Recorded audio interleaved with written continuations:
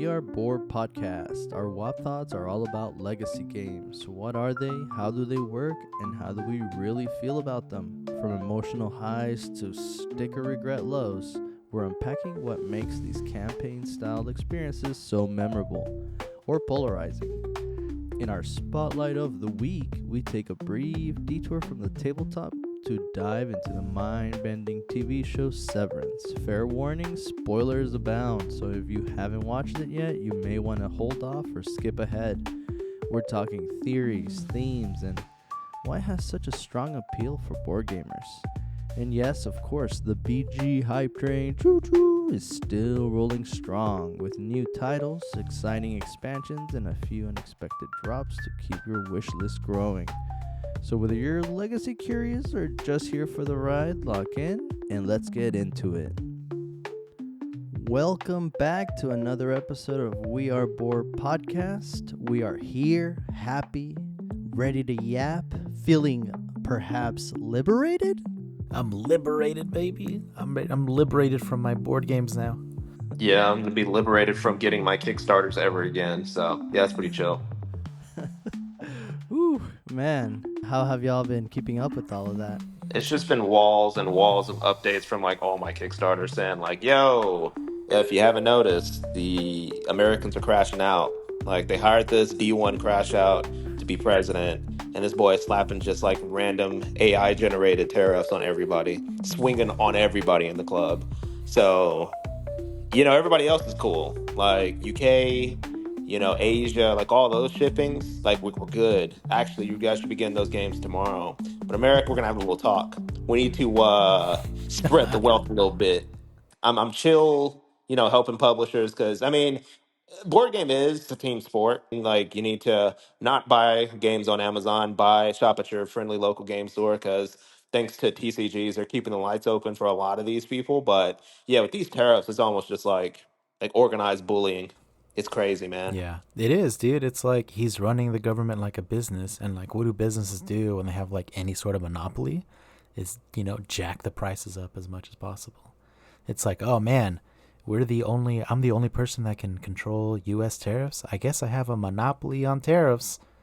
So yeah, that's the business that we wanted. Yep. But I'm down to help out like any of the Kickstarters and stuff like that with tariffs. It's just like, yo, let me contribute. I don't want y'all to just flame out because of the tariffs. Facts. The only thing is just like, it just sucks that the money's gonna go to Trump essentially, and he's gonna be like, look at all the tariff income that we have. Like it just makes me want to break the law. You know what I'm saying? Like, can we get this like shipped into Mexico and I'll just swing by, throw it over the fence? Like, I'm trying to break some laws.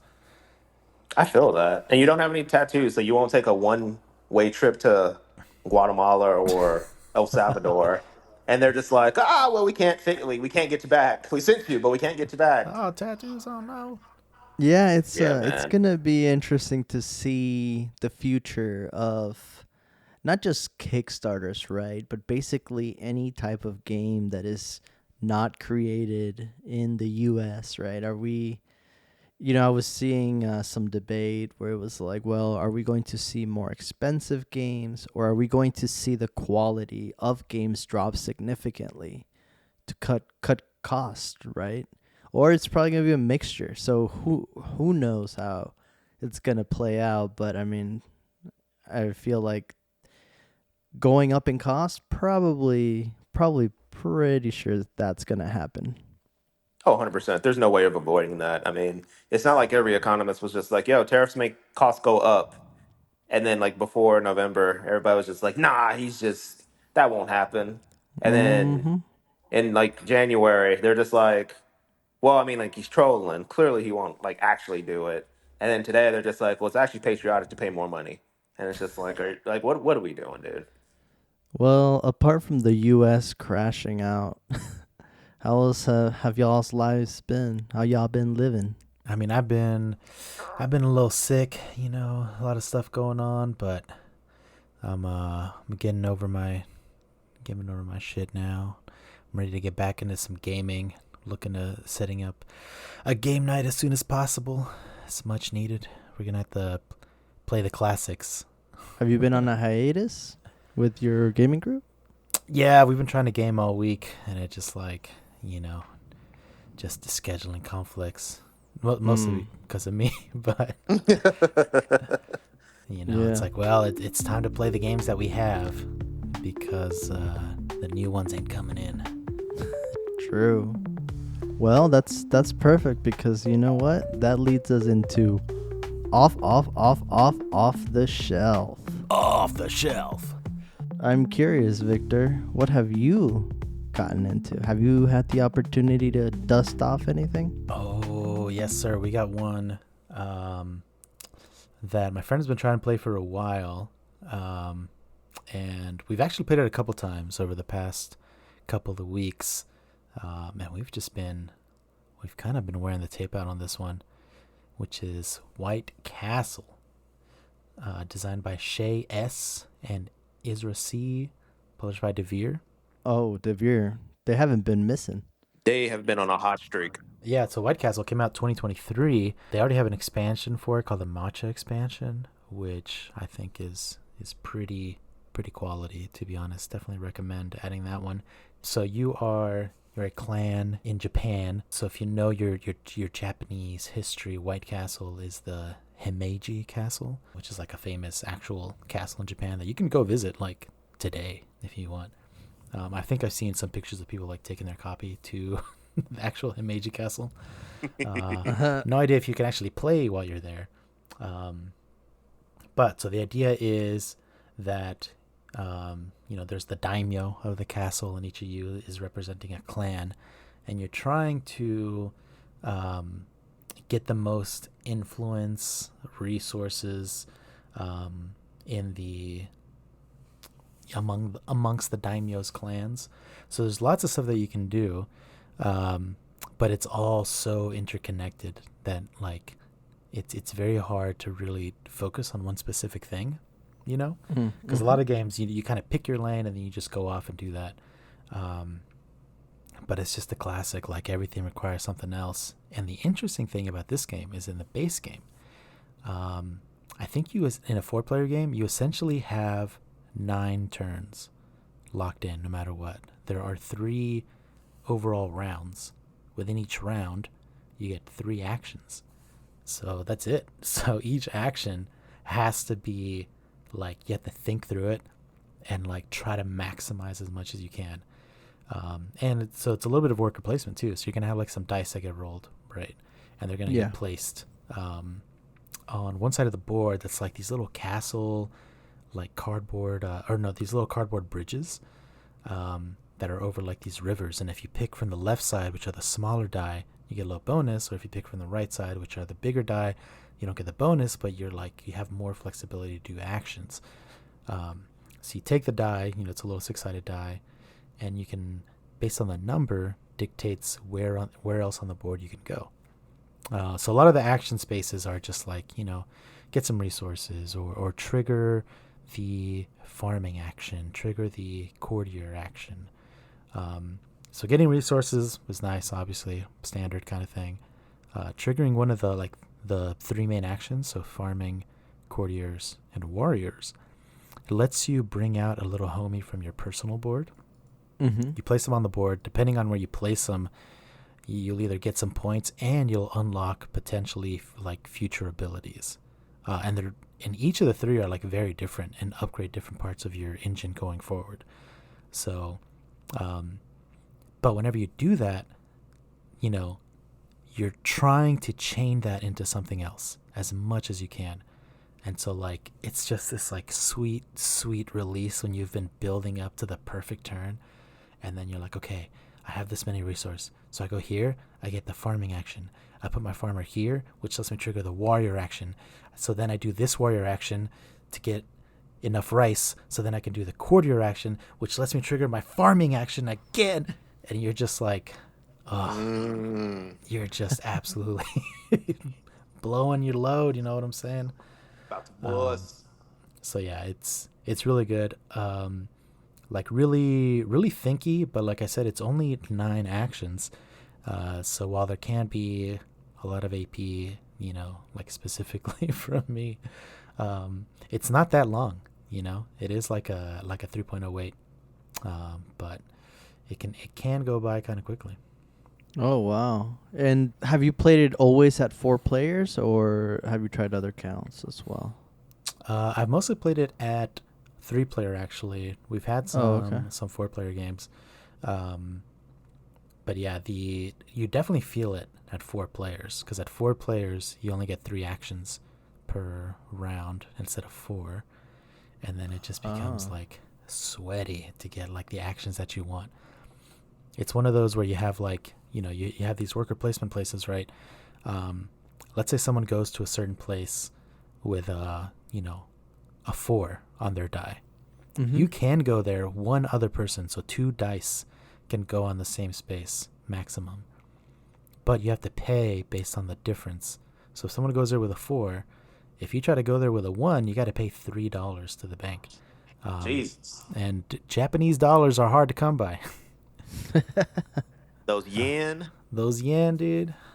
I don't grow on trees. So I've seen, pictures. This game, it comes in a fairly small box, if I remember correctly. And there's bridges, or it looks like bridges, in the game. What's the purpose of those? I always see pictures of those. Yeah. I think that's one of the coolest parts of it, because it's where you pick your dice from, right? So there's going to be 3 colors of dice, and there's 4 dice of each one, right? So starting each round, you just roll them, and you're going to put the lowest number on the left of the bridge off the bridge, and you're going to put the highest number on the right off the bridge. Those are the 2 dice that you can select on your turn. The other 2 dice are on the bridge, and no one can select them. So when you select from the left or right, then the next highest or the next lowest slides over to make it selectable, right? So if you take from the left, you also trigger what's called your lantern. So your lantern is this thing that you can build up over the game using the courtier action, and then you add cards to this kind of engine. So if you have like a really lit lantern, you want to take from the left of the bridge as much as possible. But, obviously taking from the left of the bridge, you have small numbers, and then you got to pay dollars to actually use them. So it's a balance. But then you got to look at what's going to be made available, right? If you roll the dice and it's like 1, 6, 6, 6, if you take that 1 from the left, all of a sudden the one on the left is now a 6, and now there's like no downside to taking that one. So there have been a lot of turns where someone's like, okay, I'm going to take this one. And then they look at the die that's going to slide over, and they're like, ooh, no freebies. And I'm just going to eat off me. I'm just like, come on, bro. Trigger your lantern. Go ahead. Aaron, have you had a chance to play the White Castle, or have you heard of it? Yeah, I've heard of it. It actually, so for BGG 2023, it was actually one of the hot games, and I had the opportunity to buy it at our friendly local game store in the Bishop Arts District called House Rules Games. But I didn't buy it because I was like, I'll just play it at the con. And then, of course, you just never play the games that you think you're going to play at the con. But yeah, it sounds super lit. Yeah, it's on BGA, but they don't have the matcha expansion. And the matcha expansion, I think, adds like a lot of. It definitely makes it longer, So one of the benefits is how short it is, for how heavy it is. So matcha kind of takes it to like more standard heavy game range, a little bit, because there's a whole extra round, because there's another set of dice. But yeah, playing without the matcha, I've played with it and then played without it, and I was like, man, I kind of miss. Where's the matcha at? I kind of miss that. Because the matcha introduces geishas, the geisha action. Ooh. The geisha action is interesting. It's kind of like a combination of the farmer, the courtier, and the warrior. Because the farmer kind of gives you like income. The courtier gives you like a better lantern, and the warrior kind of gives you like one-time bonuses, right? The geisha action, beyond just like the flavor where you're like, ooh, geisha. It kind of gives you a little bit of everything. There's like options when you do the geisha action. You can either go for a one-time bonus, go for like additional lantern spaces or get some like income. So it's this very interesting combination of all three. You can invest in, if you're fully invested in the geishas, then like you might not be quite as powerful, but it's like every once in a while it's like just enough to throw you over the edge and give you one of those like massive turns. Would you say the theme is pretty good in this one or no? I would say art wise it definitely is. Definitely has a beautiful board. The pieces, like the colors are all just like really pleasant to look at. There's like there's a couple of like trackers that are like these really cool like looking like fish and a heron and all that. But as far as like when you do the warrior action, you don't really feel like you're fighting anything. You're just spending iron from like a track. So nothing like ultra thematic there. Yeah. But it all works together. I guess you could probably put a different theme on it if you wanted to, but I think the art just makes up for like the lack of the mechanics being super thematic. It's always interesting to me when, like, again, these type of games that are smaller sized, its weight is 3 in BGG. So, it seems like there's a lot of strategy in a small box. Yeah, it's because like everything is so interconnected. Then you have these cards that can trigger lots of different ways. So each card will have like 3 different things on it that can trigger based on which die you used. You have these little pieces that go on the board that make the setup variable, right? So you can never like fully depend on anything. And then those cards, you flip them over and they become your lantern cards. So pretty much every component does like double duty of some sort, right? And then the action spaces on the board are the cards that you take out. So if you take that card out of the game, it becomes part of your lantern. Then a new space like gets drawn from the board, and now you have to it just changes like what actions are available going forward. So I think it's the fact that those cards are multi-use and you have these like dice workers that just make it really tricky.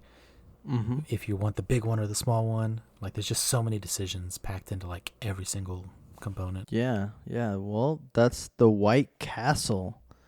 Definitely one that's on my list, and definitely one that I need to get played because it sounds like it's a lot of fun. This past weekend has been a busy weekend of board games for me. I finally was able to dust off a game I've had in my shelf, I don't know, probably for like 8 years now or something. It was time, I was like, okay, I'm going to learn it and get it played. It's called Haleakala. I might be butchering the name. It is Hawaiian theme, basically named after a Hawaiian volcano, designed by Leo Colovini and Gunter Burkhardt in 2015. I don't know if I said that already. It's basically a 2-player game, and it says it'll take 30 to 45 minutes of play, which... ironically, I feel like it did stick to that. In Haleakala, the 2 players are rival shamans, right? And they're basically trying to build statues in a circular map that is a volcano. So the center of the map is the crater. And as you move out from the center, it's the volcano in different layers, basically. You'll have grass area, then you'll have the forest, then you'll have the rock, which is the volcano, and there's like circles where the shaman will be traveling. At the edge of the map, it's like the ocean, basically, because it's like on an island, and on the ocean there is a ship that basically in the game rotates clockwise. As shaman, you get 5 different tokens, and they're numbered 1 through 5. And the way it works is you basically place these tokens depending how many spaces you want the ship to move. Wherever the ship lands, if there's a token you had there previously, you're able to collect these cards that let you do different things. So for instance, you can build tikis. Sometimes like it'll set off the volcano depending on the layer that you have a tiki on. if the volcano is triggered, basically, thematically the volcano erupts and the volcano will wipe out these tiki statues you built with your shaman. There's a lot of strategy behind that because basically it's like a push and pull game between you and the rival because you're trying to move the ship a certain amount of spaces where you can benefit from grabbing cards, but also you don't want the other shaman's tokens to be there because then they also get to benefit from that. So it's like there's like a lot of strategy, having to decide how many spaces you want that ship to move because again, the circle is segmented. It's segmented into 6 different, it's like a pizza pie almost. And so that ship will travel to the left or clockwise, I should say, based on those tokens. I played it. It like I said, it's been in my collection forever. So you can kind of tell it is a timed piece, but for what it is and it being, a 2-player game, just like kind of like a filler, it was a lot of fun. There's actually a lot of strategy too, having to, be able to control where the ship's going to land while also trying to make sure that your shaman's moving around in order to build statues, around the volcano.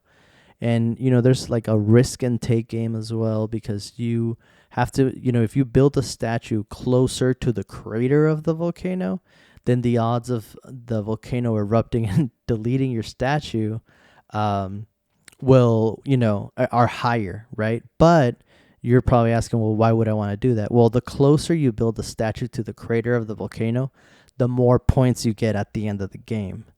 And you can build multiple statues. So it's kind of like a risk game too, where you're like, how much can I push my luck before this volcano erupts?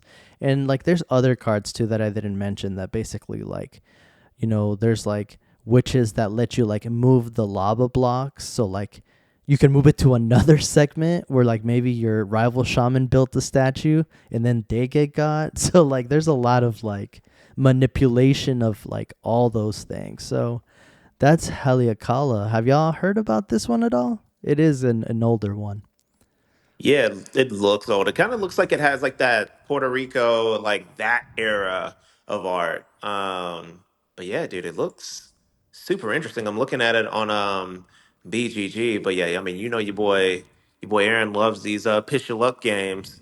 Yeah, it's very abstract too. You're the one that's kind of making the choices on where you want to build stuff. But I found the strategy of placing the tokens down. It had a lot to it. It was really interesting to see, especially when you're trying to read the other person and see kind of what they're trying to do, and you're kind of trying to counter it while also doing your moves. Yeah, it was pretty interesting. So how's like the interaction with the other player? Is it mostly like predicting what they're gonna do, or like playing those cards that'll send the lava their way? I say both, right? So there's basically the lava that you can move with the cards, but also they are placing tokens down as well, right? It's all information you can see. So if they place, A3 somewhere, that maybe that's what they want a card from that segment. Because the only time the ship will move is if you put a token on the segment where the ship is. And whatever number's on that token, that's how many spaces the ship will move.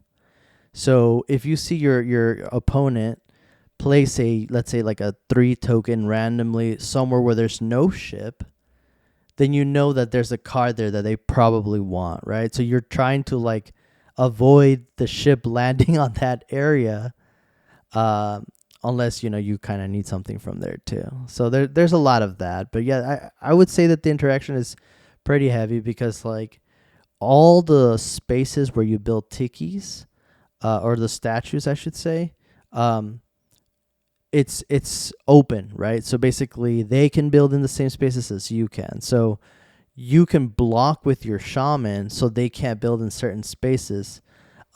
Depending on which, something I didn't mention, there's goal cards. So like one of the goals that just comes to mind, right? It's 3 different segments, right? Grass, forest, and then the volcano. And then in the center is the crater, but you can't build in the crater because that's just lava. So one of the goal cards is you get like 6 points if you build a statue on one segment, right? But you have to build it on the volcano, the forest, and the grass. So you do it on all three, and it'll give you 6 points or whatever. So there's like different goal cards as well that will give you like end game scoring. That secret. They're not secret actually, Oh, but you do have to buy them. So for instance, you could be like making your moves, right? Because you are limited on things you do on your turn. You could be basically like, oh, okay, well, I can't afford to buy that card right now, but I'll buy it later. So, but you start building, so that way you can like benefit end game, and then they just buy it off, buy it under you. So now you're like, okay, well, I mean, you're gonna get points for having statues, but you could have had a lot more points if you had that card. So there's a lot of strategy on what you buy from, like, I guess you can call it a market for those goal cards. But yeah, I would say it's a little harsh because, like, if you don't get certain cards and your opponent does, it could definitely turn the game upside down because those goal cards can really change the way that the points are being dealt out. So it was pretty good. It was pretty good. Again, I thought for me it's rare to play 2-player games, but I was glad I got this one out because, again, while it is an older design, there's still a lot of strategy to it. Yeah, that's Haleakala. Now, Aaron. Yeah, you know how we do, King. So I played two games since we've last met. So I'll talk about the first one. It is Critter Kitchen. So Critter Kitchen is the 1 to 5 player hidden bid worker placement game designed by Alice Cutler, Peter C. Hayward, and published by Cardboard Alchemy with artwork done by Sandra Tang, the artist who did the stuff for Flamecraft. I think is like the more recent thing she did. So in Critter Kitchen, you and the other players own restaurants that are competing in food challenges while also planning an epic meal to impress a celebrity critic.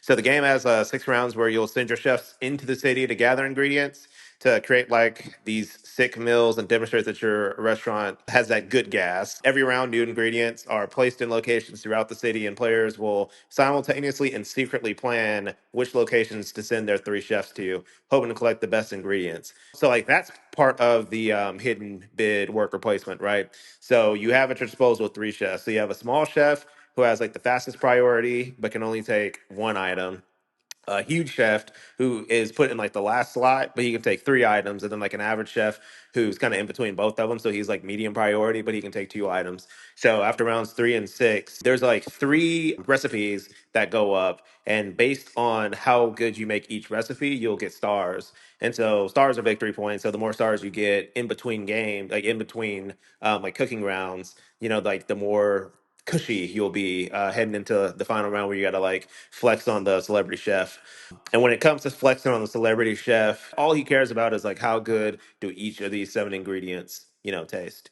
And so another cool caveat about the game is there's 3 secret objective cards that will be added to either nerf or buff some of your ingredients. So like in the game we played, he was filling the wine, so like your wine was doubled. It's almost kind of like Argent the Consortium, where there's rumor tokens at each location. So if you pick up a rumor, like let's say it was like a question mark, you see the question mark clue, and you'll have like insider knowledge on like what the chef likes heading into final scoring. And so anytime everybody gets like all the question marks, if they can see it, then it flips over and becomes like public knowledge. But crossover got this game, and he got it like deluxe. We also play with like a little bit of DLC that added just like a few extra like modules to it. This was probably one of like the sweatiest worker placements I've played so casually because, dude, like it is so crazy. Like the dynamic that they build with having to secretly place your bids, and like because like the dude who picks up 2 food items, I feel like I was like, oh, he's broken. Because like let's say like Tona, you send a 1 dude, I send a 2 dude, and then Victor, you send a 3 dude. So if Tona gets first pick, he'll take one of the items. At the location, there's 4 items. So Tona would take one, I would take two, and then Victor's big dude, who's supposed to be taking three, only takes one. If at any point you can take zero, you get these things called soups, and soups are essentially really weak wild items that can go towards all the mills at the back. But I mean, I always go into these kind of games where it's just like the three guy. He seems really lit, but like honestly, the game is won or lost based on how well you can utilize them. Because anytime you're a dude who is getting three is like getting one or like even like two items, just kind of like he's kind of like getting wasted. So yeah, it was a lot of good push pull with that. And they also had the you could also like pick up these sous chefs who are basically like special people who kind of change like parts of the game. So one of my sous chefs that I got, not only do you get like an extra location to get more items, but so like one dude who was real lit, she was a really big person. And so her main thing was, yo, I need to go to a location. By the end of your turn, if you haven't collected three items with me, I get three items for wherever like the takeout kitchen is. And so stuff like that adds just like a little bit of element of, like a little bit of spice to the game that I really enjoyed. So that is Critter Kitchen. Have you guys ever heard of it? I know I've seen the cover at least, and I didn't realize that it'd be so sweaty from the front cover of this. I just It's just critters. Dude, I know. they all look so happy and like it looks, and I'm looking at the weight 2.58, but I think you mentioned something important that I want to point out. You said that it was like a casual sweaty, right? So like Mm-hmm. to me what that sounds like is depending on how sweaty the players are, I feel like maybe that's how sweaty the game can become. In a way, I don't want to like hyper analyze and like make things like overly optimal, but I mean, like if I have a dude who has carry capacity of three, obviously I want him to go somewhere where he can get at least two things. Otherwise, he's just a really slow person who picks up one item, and I'm like, can't be having that. So like there's seven items, but for each individual food that you're cooking on rounds 3 and 6, like they require three different items sometimes, but like in the game with we were playing, so like all three items required wine, and you can't share wine. So you were like everybody was strapped for trying to just get one wine or trying to get a soup that was a wild. And they have this thing called spice, which just doubles the point value. And it's also asymmetric in the fact that the starting chef that you have will also have like a little perk. So my dude was a play on, he was goat in Ramsey. He basically made like two power ingredients double, and so you could also double his double if you added some spice to it. So it really like helped my floor. But yeah, it's stuff like that that I don't necessarily think it gets like sweaty. But I mean, dude, you got some seasoned gamers, like they can turn kind of anything into a sweatshop. And oh, it was a sweatshop. The final score was, so I took the dub, but I only won by 1 point. Crossover came in second, and he beat third place by 1 point. You know what I mean? So the game was Oh, very close, and it came like really down to the wire at the end. Wow. Yeah, yeah, that dude. that does sound close. You know us sweaty gamers when they let us have a try at Echidna Shuffle, it That's just what I That was was thinking amazing. of did too. not go well.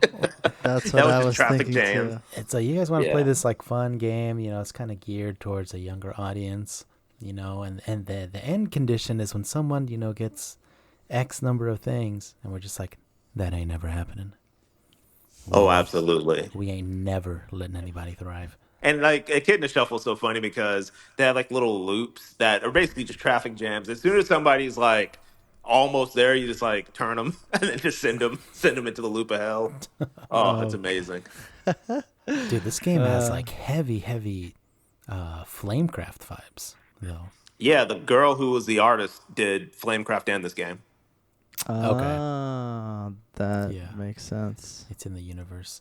Yeah, I was gonna say, we were talking about cozy games coming up in the world, and I was like, this looks like a bit of a cozy vibe. I guess, did the game feel that way? Like, was it just the art, or did it kind of bleed into the game at all? Oh no, it was just the art. So I think it's like I can get the appeal and getting it flying off the shelf. For me, like I personally wouldn't have bought a game like this. I would have judged the book by the cover and been like, "Oh, I played Flamecraft." It was decent at best. That beat me, but I don't I don't really like this kind of game. But crossover got it, and I was like, well, this game looks kind of lit. And then you told me about the hidden bid worker placement element, and I was like, well, that's a new mechanic I've never played. And so anytime I can play a new mechanic, like that's pretty chill. And this game ended up being like real chill. Like in my opinion, this is like a way better version of Flamecraft. So if you're a fan of Flamecraft and you just need like a little bit more spice, Critter Kitchen's the game for you. Did you say this was also a Kickstarter or no? No, this was a friendly local buy. Oh, okay, okay. Yeah. House Rule Games hooked it up fat for our boy Crossover. Would you say that this game does stay true to its word? Did it last an hour? With Teach, it was probably about, I want to say 2 hours for the simple fact that we play with DLC as well. And so when you play with DLC, it's like you're playing with three additional modules. Some of them were pretty simple, where it was just like, this was just extra points for you.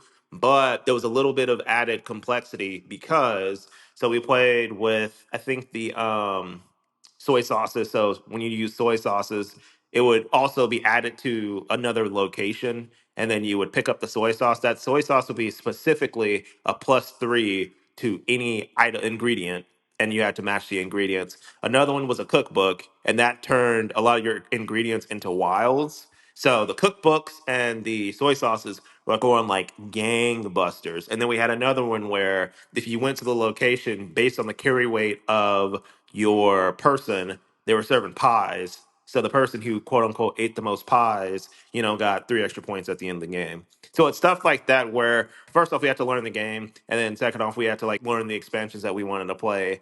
That extra level of detail with all three modules just made it a little bit more thinky. If you played just base game and you already knew how to play it, I don't see this game taking more than 45 minutes. But yeah, for first play, about hour and a half, 2 hours was pretty solid. Would you recommend those modules though, or like even just for first time?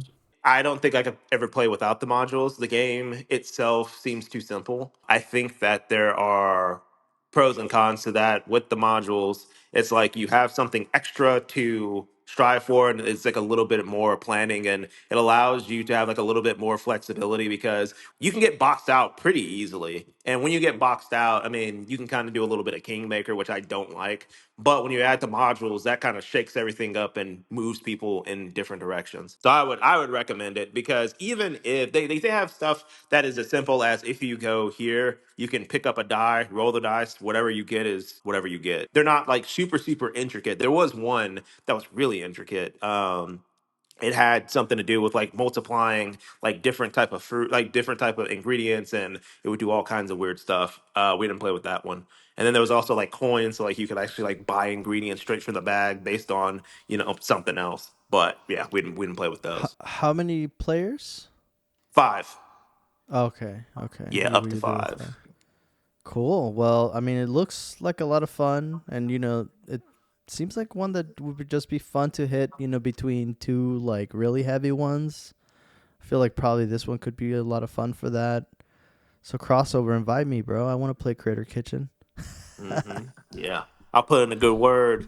And speaking of putting in a good word, I know that longtime listeners of the pod heard me getting completely hyped up for a game called Galactic Cruise that was supposed to be coming in through Kickstarter. So I am happy to report that Galactic Cruise did come, and then we all came playing Galactic Cruise. So had to recruit my boy Tonal Works to recruit some more Jacobians to hit this game. So yeah, we hit it, and it was gas. So to give you guys a little bit of background about Galactic Cruise is a hot new Kickstarter.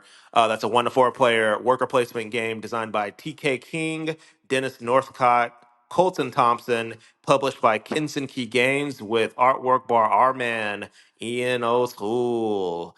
So in Galactic Cruise, you and other players take the role as supervisors who are responsible for building the best guest experience for clients and eventually become the new CEO of the Galactic Cruise company. So gameplay revolves around placing workers to perform actions such as acquiring blueprints, constructing the ships. You got to market and attract the guests, and then build developments to increase all of your opportunities.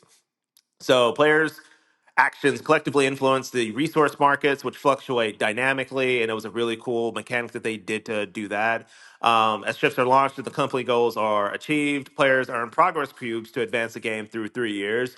Once enough cubes are placed in the company's last year progress track, the game concludes. We do one more round of scoring, and then victory points are tallied up, and then we anoint our new CEO. So tonal works. I will just say that this is easily the most impressive game that I've played in 2025, and I don't think there's anything that comes close. Not only did I shell out for the deluxe bits, so we were playing with metal money and like that really hyper premium quality. I got all the DLC, so we were able to test drive some DLC that allowed the cabins and how you build your ships to be a little more intricate. I don't know, man. This game was just so impressive to me. I was hype about it before because I was just like, I've never really enjoyed all of those, like, like building stuff because, like, anytime it was like building engines, you're building an engine, it's kind of self contained, and there's not that much, player interaction. So if somebody does something to you or takes something from you, there's really no like you can't really do anything about it. But with this game, you almost want people to do stuff to you because like when you're on locations, two things happen. If you get bumped, you get a perk. So when you bring your worker back to your board, not only do you have the option to play them somewhere else, but you get like an immediate reward for getting bumped. But also you can kind of like invest in these developments, which allow you to not only do actions that are adjacent to where you play your worker, but if people want to also have that same actions allotted to them and they don't have a development build, they have to pay you money in order to do it. And like based on the reputation track, that's how much money they have to pay you. So it's almost like an incentive to not only like bump up your reputation so you're not paying anybody, but it's like you almost want to like kind of debo all of the spaces that people kind of want because then you get something out of it. Oh my goodness. So as a first time playthrough, we didn't necessarily get to finish. It was a cuckening of a lifetime because like we had to finish when everybody was launching their ships and people had some personal life stuff to get back to, which I understand. But oh man, like your boy was ready to get it in for at least an hour more. Tony, what were your thoughts? Man, this game definitely, probably, now definitely my top play of 2025 currently, right? Up to date. Mm-hmm. It reminded me, and I'm just gonna rant for a little bit, but it Pop did off. remind me so much of a Vital Lacerda game. Maybe it's also the fact that him and Ian O'Toole work all the time together on their games. But the synergy of this game is so good, and every single action you do, you can tie it somehow to the bigger action. Because basically one thing, and I don't know if Aaron mentioned it, is not only are you competing, right? Because it is a competitive game. You're competing to be able to become the CEO of basically the galactic cruise. You're sending these cruises. You want to be the CEO, but there's also like another fine line where it's like you're trying to also help the whole company, because there's a silo with resources, but those are shared resources across all four players. And sometimes you have to take a turn, you have to take an action to refill the silo for everyone. It's not like you can just refill it for yourself. You have to do it for everyone. And that'll give you reputation, if I remember correctly. Yep, But 100%. if you use, if you start using the silo, there's the two different tracks, which is basically the victory point track, but then the reputation track. And I know Aaron went over that, but based on where you are on the reputation track, you're getting perks, you're getting benefits, you're having to pay people if you want to use their gears. All of that, is to say, it almost feels like two different games, but they're not, because Mm-hmm. you're running all these different actions with your workers in what the game calls the network, which is basically where all your workers go to work mostly. But on the other side of all that, it's all leading up to you building these ships. And not only are you building the ships, I mean you're buying segments for the ships. But not only are you buying different segments for the ships, you're marketing for the ships. You have to then advertise and grab guests that will accommodate the different kinds of segments in these ships you build. Because if you build these segments but then bring the wrong guest, then you won't be able to benefit from the cruise you take them on. So like there's just like there's so much stuff going on at once, but like once you line it up just right, oh man, it's like the points didn't start coming in until we sadly had to end the game, but like I think I was the first one that was able to ship to do a cruise with a 3 segmented ship, because I know one of our homies did it with a 2 segmented ship, but I was the first one to do it with a 3 segment ship, and it got me like 18 points, like just one rotation, because like it was like a labor of love type of thing where like I put so much money and resources into building this one ship that literally did one rotation. And, you know, in each rotation, it does like different stops in different places, hence why it's a cruise. But I got so many points. And like, I was like, it sucked that we had to end because like I was ready to send that same ship out again. I wanted more points, you know, it was like, it's crazy how it all connects together. And again, it does feel like 2 different types of game, but it all connects perfectly together. And like, yeah, I love the game. The iconography, once you get it, extremely helpful. And another thing about this game, the player aids are actually handbooks, and they're the most helpful handbooks. Period. I mean, you can tell they put a lot of effort and put a lot of love into this game, because down to the player aids, which are, you know, maybe like 3 pages long, but it has all the information that you would need. Really, honestly, once you like learn the game, has everything you need to know in these player aid handbooks. The theme is like plastered across everything. Like it just feels like you're trying to run cruises, and like it feels like you're trying to become the best CEO for this. Yeah, I mean, yeah, huge fan. And I think if we did run it back, I think it would go a lot faster, obviously. Oh, way faster. Although granted, it was a 5-hour thing, 5 hours. But I mean, I think probably like the first hour and a half was just like Teaching. questions and rules. Yeah. And you know, again, so it's like there's so many different things you can do in this game, Victor, that like AP is going to be a thing in this game. I feel like ain't no shame in it. Honestly, half of the time it wasn't even like, how can I best optimize this move? It was more like, I have about 8 different choices I have to do right now, but which one do I do out of all of these? Because A will lead to B, and B will lead to C, and C will lead to D, but is that the right order? You know what I mean? So, yeah. Once we had to finish the game. We ended it after the first year.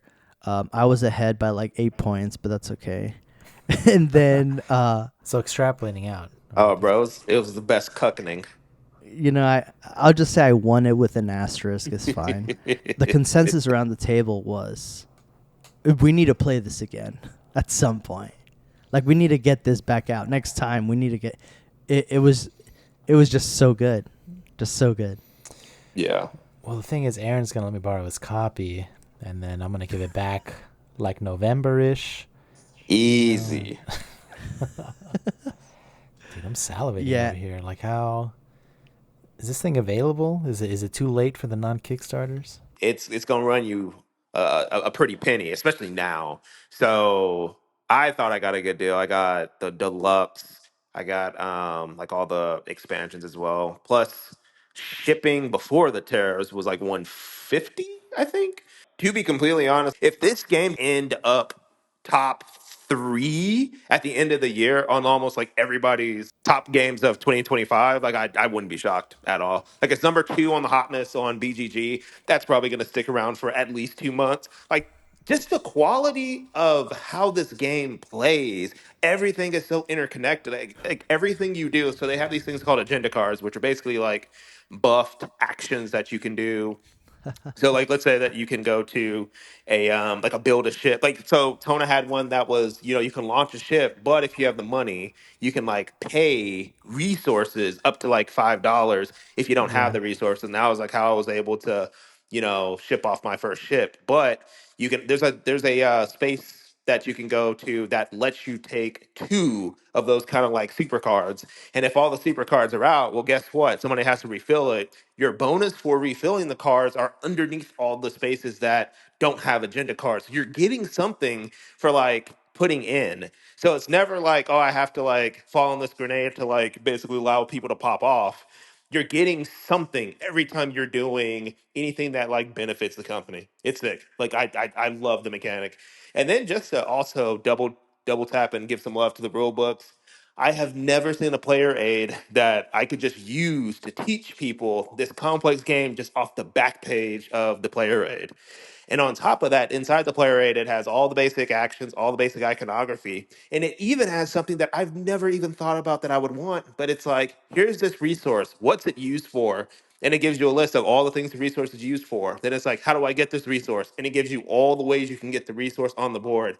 Just the most thoughtful, everything from A to B to C. Like everything is so well done with this game. I've been incredibly impressed.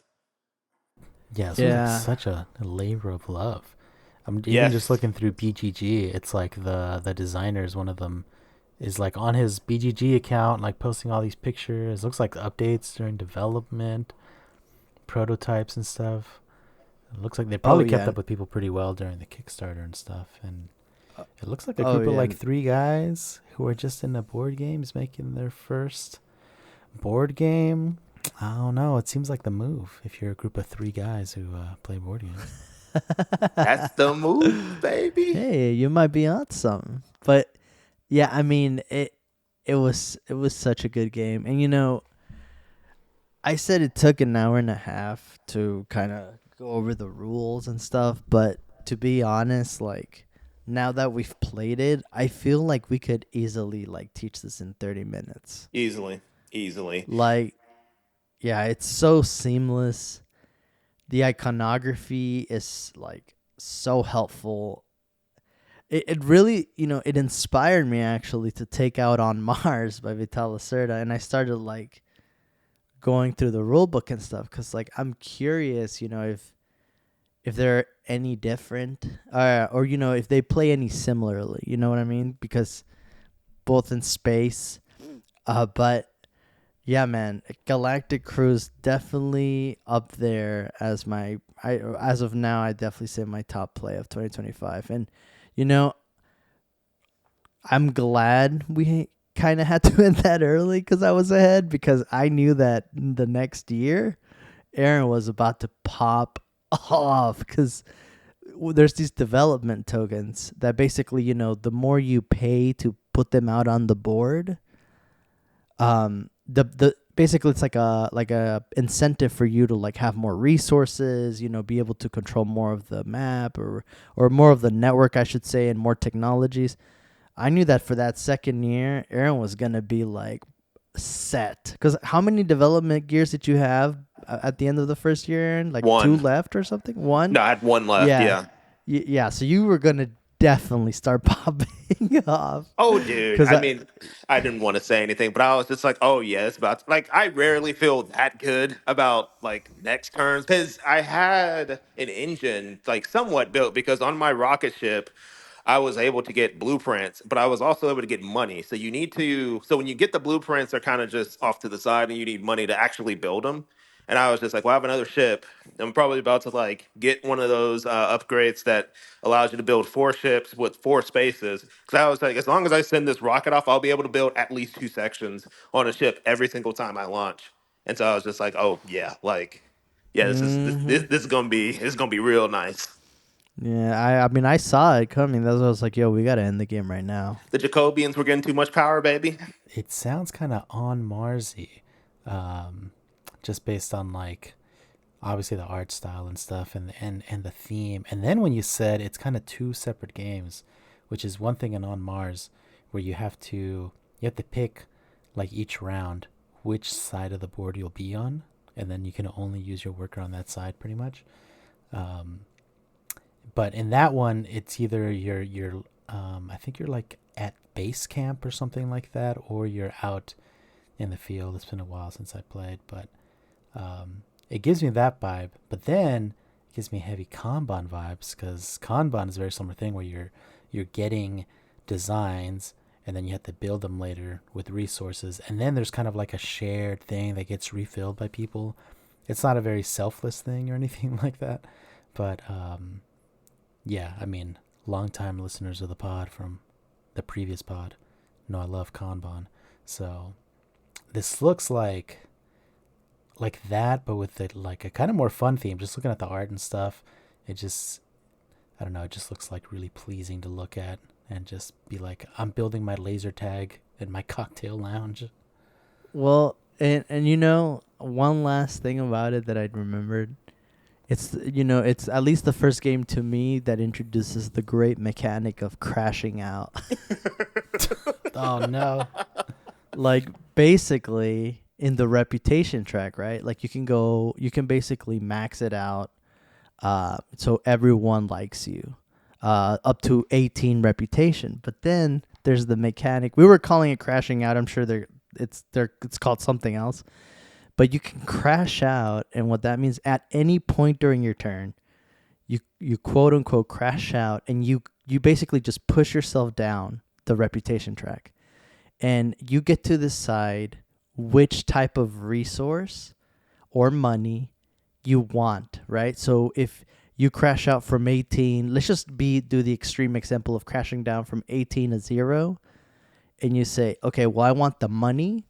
You just count how many money icons you passed while you were crashing out, and that's how many you get. Granted, for the next turn, you're going to start at 0 reputation, but you're going to be a rich man, but people are going to hate you.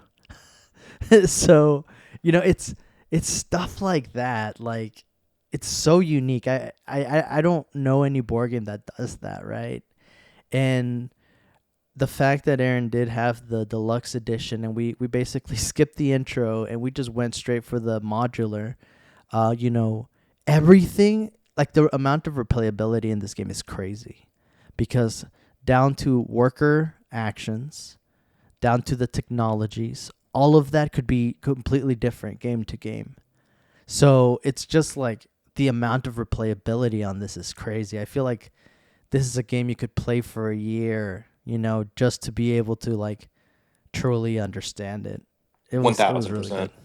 1000%. And I will also say, like, it's also modular in its entry to play. Because, like, if I play with you, Tona, Victor, and like one more beefy person, I would never play the base game. Like, we would always play with the expansions, and we would always play with anything modular, because, like, we are able to compute information and make decisions based on, like a little bit more variables.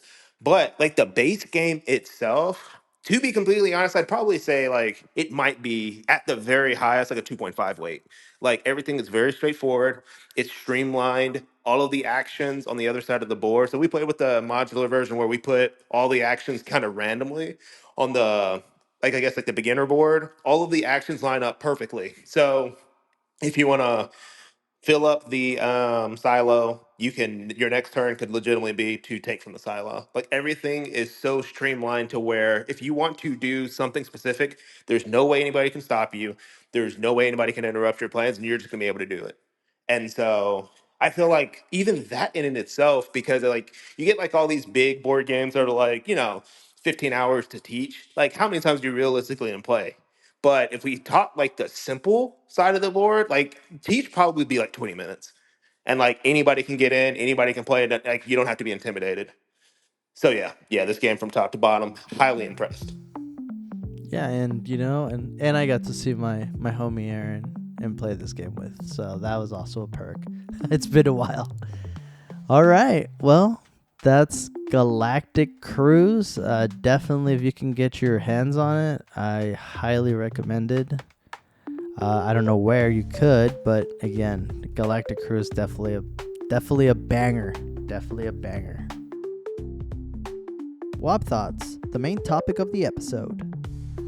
What is our main topic today? Well, it's legacy games. What's a legacy game? Well, it's a style of board game where the game will change over time based off of, players' decisions. Sometimes there are changes to the board game. It could be permanent or temporary. That means, adding stickers to the board, cards getting ripped up, opening up secret envelopes, in the world changing as you play at different times. Usually they tend to be longer because they do tend to be following the campaign format. So, there will be like 10 to 20 sessions. Depends on the game. But, every single type of game tends to be just a little different, tends to be tweaked just a little. So I guess before we jump into, what games does Tona recommend or what games does Victor recommend, I have a couple questions for you guys. Like my first question, and, Aaron, you can go first. What are your thoughts on legacy games? The idea of them is interesting. It's almost just like you're essentially playing a video game where you can have like save states and you can continue a story, because at the end of the day all board gaming is telling stories and having fun with your friends. The only thing that galls me is the fact that they want you to pay all this money to play this dope legacy game, and you gotta like rip up cards, or like you gotta put stickers on things, where it's just like it's trying to cut the replayability to like ease you into like either the recharge packs or extra stuff. So any legacy game I play, I kind of just make like photos and I just tell people, hey, it says like put a sticker here, but we're not gonna do that. So we'll take out paper, we'll trace stuff, we'll even have like little coins or stuff like that just to delineate like, hey, like this is your stuff. I'll give you a baggie when we play again. This is what we're doing, because I'm not into A, destroying stuff that I bought for, and B, like putting stickers and kind of like sticking it to like a one-time use, especially because a lot of the times we play these legacy games, we have like parallel paths with other people who also want to play. So you're playing, like level 2 with group A, and then like level 4 with like group B, and like a lot of that stuff can be mixed and matched. And yeah, I don't know. Outside of that, legacy games are pretty cool. I like the idea of them. Well, I see what you're saying, but I think like that comes from like a little bit of like a cash in on legacy games from some of them. Like some of them are basically just having a regular game that they want to make a legacy game because it's like another income stream, and then they're like, oh, it's people really like the idea of like it's destroyed now and it can't be replayed and it's a one-time thing, like without really making the game about that in the first place. So for a lot of games, like it does feel cheap to just do all that stuff, and it seems kind of unnecessary. Like I've played a couple.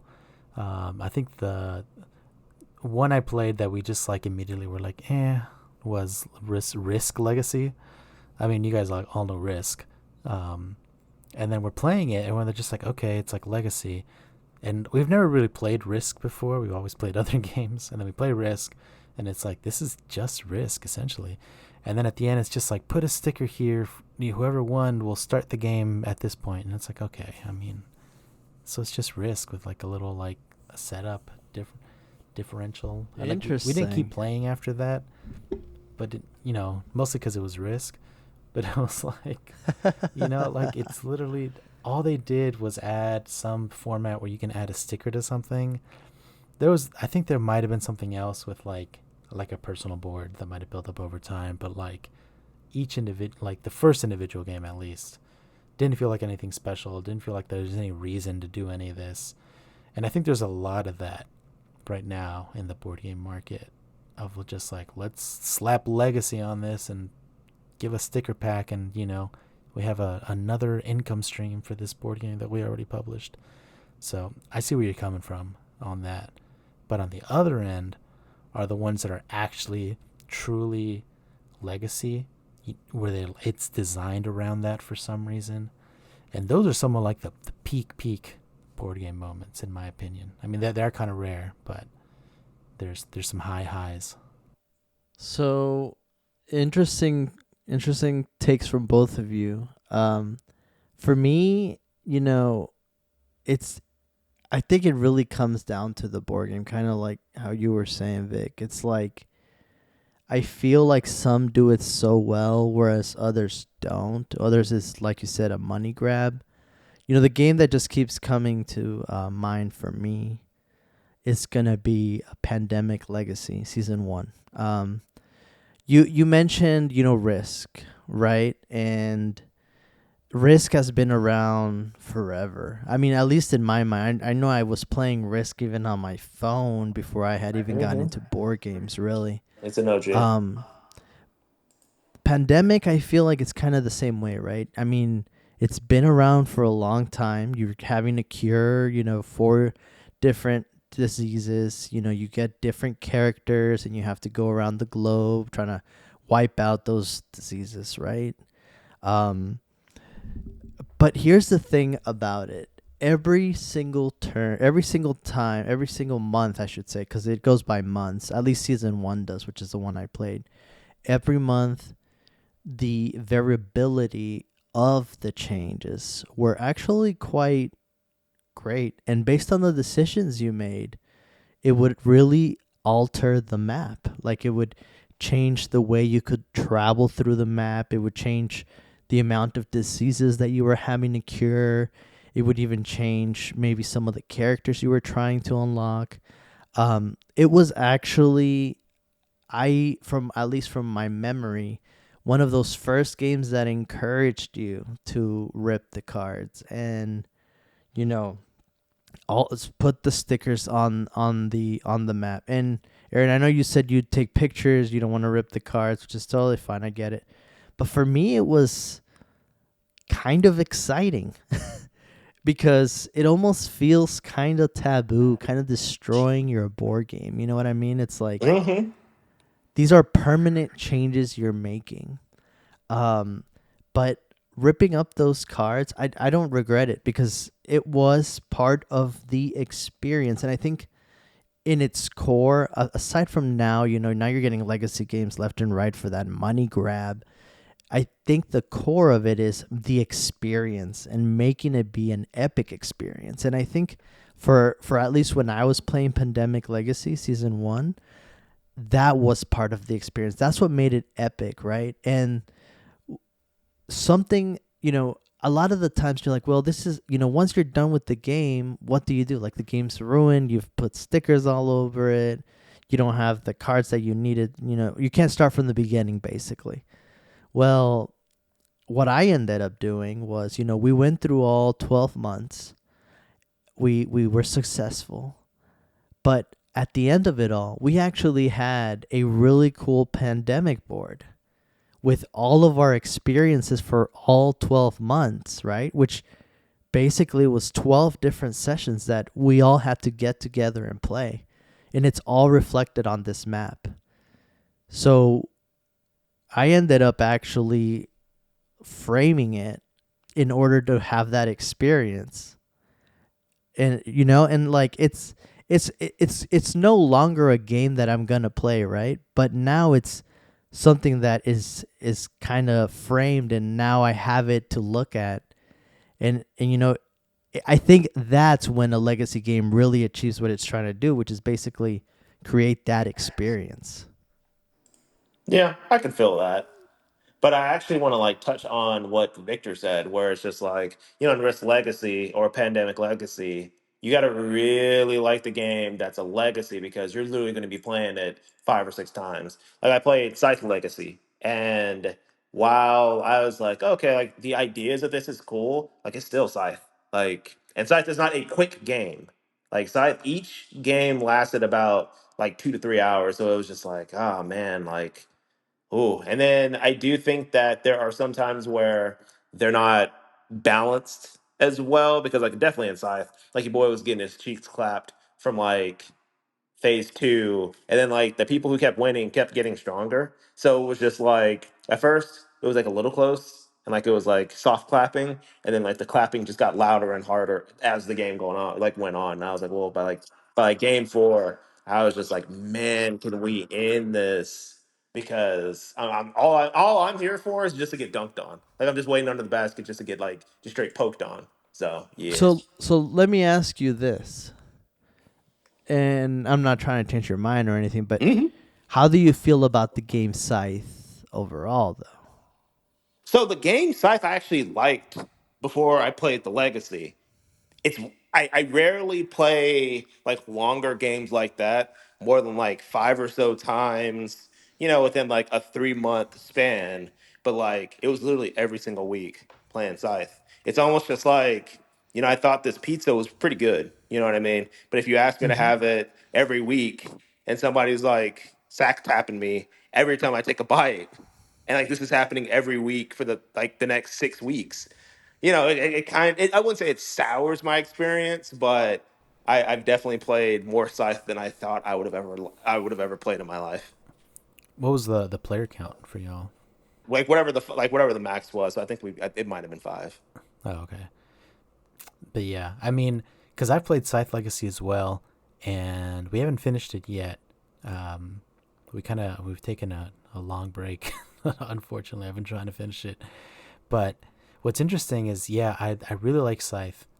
And then we play the expansion, and I think it kind of hooks me in where like I want to finish our legacy campaign, but it's not necessarily something where I feel like we are super following like our own personal story that we're making, like Tony was saying with Pandemic, right? I wouldn't feel like at the end like we did something unique or whatever with our campaign. There's a story that plays out, and they kind of read from the storybook, and there's different scenarios each round. That'll be pretty cool. I mean, some of them are like cooler than others, and you definitely go through that story, but it's kind of mostly just kind of something you read before the game. There's a new mechanic, and then it says, hey, going forward, you can play regular games of Scythe, just like one-off games, and you can include these mechanics if you want to, So it kind of seems more like a cool system to like introduce different mechanics to Scythe in kind of like a story format, more than like, a Pandemic where you're following your own story. So, I mean, yeah, it's heavily dependent on liking Scythe. It's more just like a extra flavor for like the real Scythe heads. So would you say would you play just base Scythe now that you have all these other mechanics that come from the legacy games? Well, yeah, I mean, we've played a lot of base Scythe since then, actually. Because okay. we have one player who was part of the campaign, who just hasn't been available recently. So we played just games of Scythe like on our own, or with other people. So we like playing Scythe. We don't really tend to incorporate like the stuff from the legacy game all that much, Yeah. to be honest. Other than maybe I would include the other faction or one of the factions. But the problem with the new factions that they introduce is that they seem to be pretty strong, because we have a similar situation like Aaron was saying, where I started off as one faction. I started off as Russia, which is like known to be one of the strongest factions, Russia and Crimea. And then because of that, I won one certain round, and then I got to play as a new faction. And the new faction is also pretty strong. So I kind of like been winning some rounds with that one too. And then someone else got the other faction that you can get. That one seems insanely strong. We kind of stopped at that point, so we haven't played with that new one too much. But that faction was like scary strong. Like it was a situation where all the other players on the board are like, hey, let's put our differences aside and stop this man. So yeah, I don't know. I think still you're kind of better off with just like the base game stuff. But it's just kind of, like new flavors if you've played a ton of Scythe. Okay, that's fair. And so I guess what is a legacy game that you have enjoyed, Victor? Oh, bro, I think like the peak legacy game experience that I think has been hard to surpass. I think things have come close, but the peak that I still think about is King's Dilemma. Um, yeah, King's Dilemma is, it's not like it doesn't come from another game or anything like that, right? It's its own game, and it's like this is what it is, and it's just this legacy game, right? This was released 2019. So in King's Dilemma, you're playing as a council that's guiding a kingdom, and you're in this fantasy world, right? So there's kind of like um, fantasy elements that seep into it. You're in the past, but it's a little bit alternate reality, right? So it's not like, like you're dealing with the Catholic Church or whatever, right? You're playing like um, just fantasy kingdom kind of stuff, and then they introduce like all these mechanics that are like unique to this world that are pretty cool. But yeah, so you're a council. Everyone plays as like a different house, and each round is like a new generation of your house, right? And each round or each game, you might have some individual goals, but you have a lot of goals that are like for your house and your family and like traits to carry on. And everything is like so tied to voting, which I think is really cool. So the entire game basically, it's like you're bidding by using your like power resources or whatever, and you spend that to make bills pass. And power is very hard to come by, so it's like when you spend it and you're like the main force behind a bill or whatever that gets passed, a decision that gets made, you sign your name on the card, and for all time it is known that you're the person that like brought this into being. And that has benefits for your house, like in other games, right? So in games going forward, like you get credit if like the economy does well, if you're like known to be the economy guy, or you get blamed if like the morale of the people is low because you're known to like, you know, execute people a lot or something like that. But you're kind of working together, but everyone has goals to either like move the story or like move things in like a positive like justice direction or like in a negative dark direction, and that becomes part of the story. There's like a actual like weird story that you're like trying to guide also, without getting too spoilery about it, which becomes very very important for how the end game scoring works. So it's just like super interesting story. Everything builds into it. It's all about politics and voting, making deals with the other players. You're like constantly bribing other people. Be like, hey man, come on man, we gotta pass this bill. So that to me is like the peak. It's just like all discussion, all story, and it's all like so thematic, and there's so many consequences for everything. Yeah, that's sitting on my shelf of shame. I really Whew. want to get that one played. Yeah, I need to also play that too because it's like anything with political intrigue. So when you talked about Oath earlier in the pod life, and then it's like King's Dilemma, I've had my eye on, but I was just like, I can't, I don't want to like put the money down to buy it because then you got to get a group. Because I think like that's probably like my next biggest thing with legacy games is getting the same consistent group together week after week after week to continue playing. That Oh gets a little yeah. trying. Yeah, because it was about like 15 plays, and we had 5 people. So, like we try to play once a week. We had to skip some weeks here and there. But, luckily we were all able to kind of stick to it. But yeah, it's going to be a struggle. Well, and that is one thing I guess newer legacy games just try to address out the box. I think they realized very quickly that that was a flaw, right? Where it was like having to get the same goons into a room to play the same game, however many number of times, it gets difficult, right? So I know like a lot of other or newer legacy games, they now have like a save system or a system where you can introduce people or take them out, and basically the game won't change much of anything. The one that's coming to mind is Seventh Continent. We've talked about it in the pod. It's about exploring a continent. You're trying to basically cure yourself from a disease.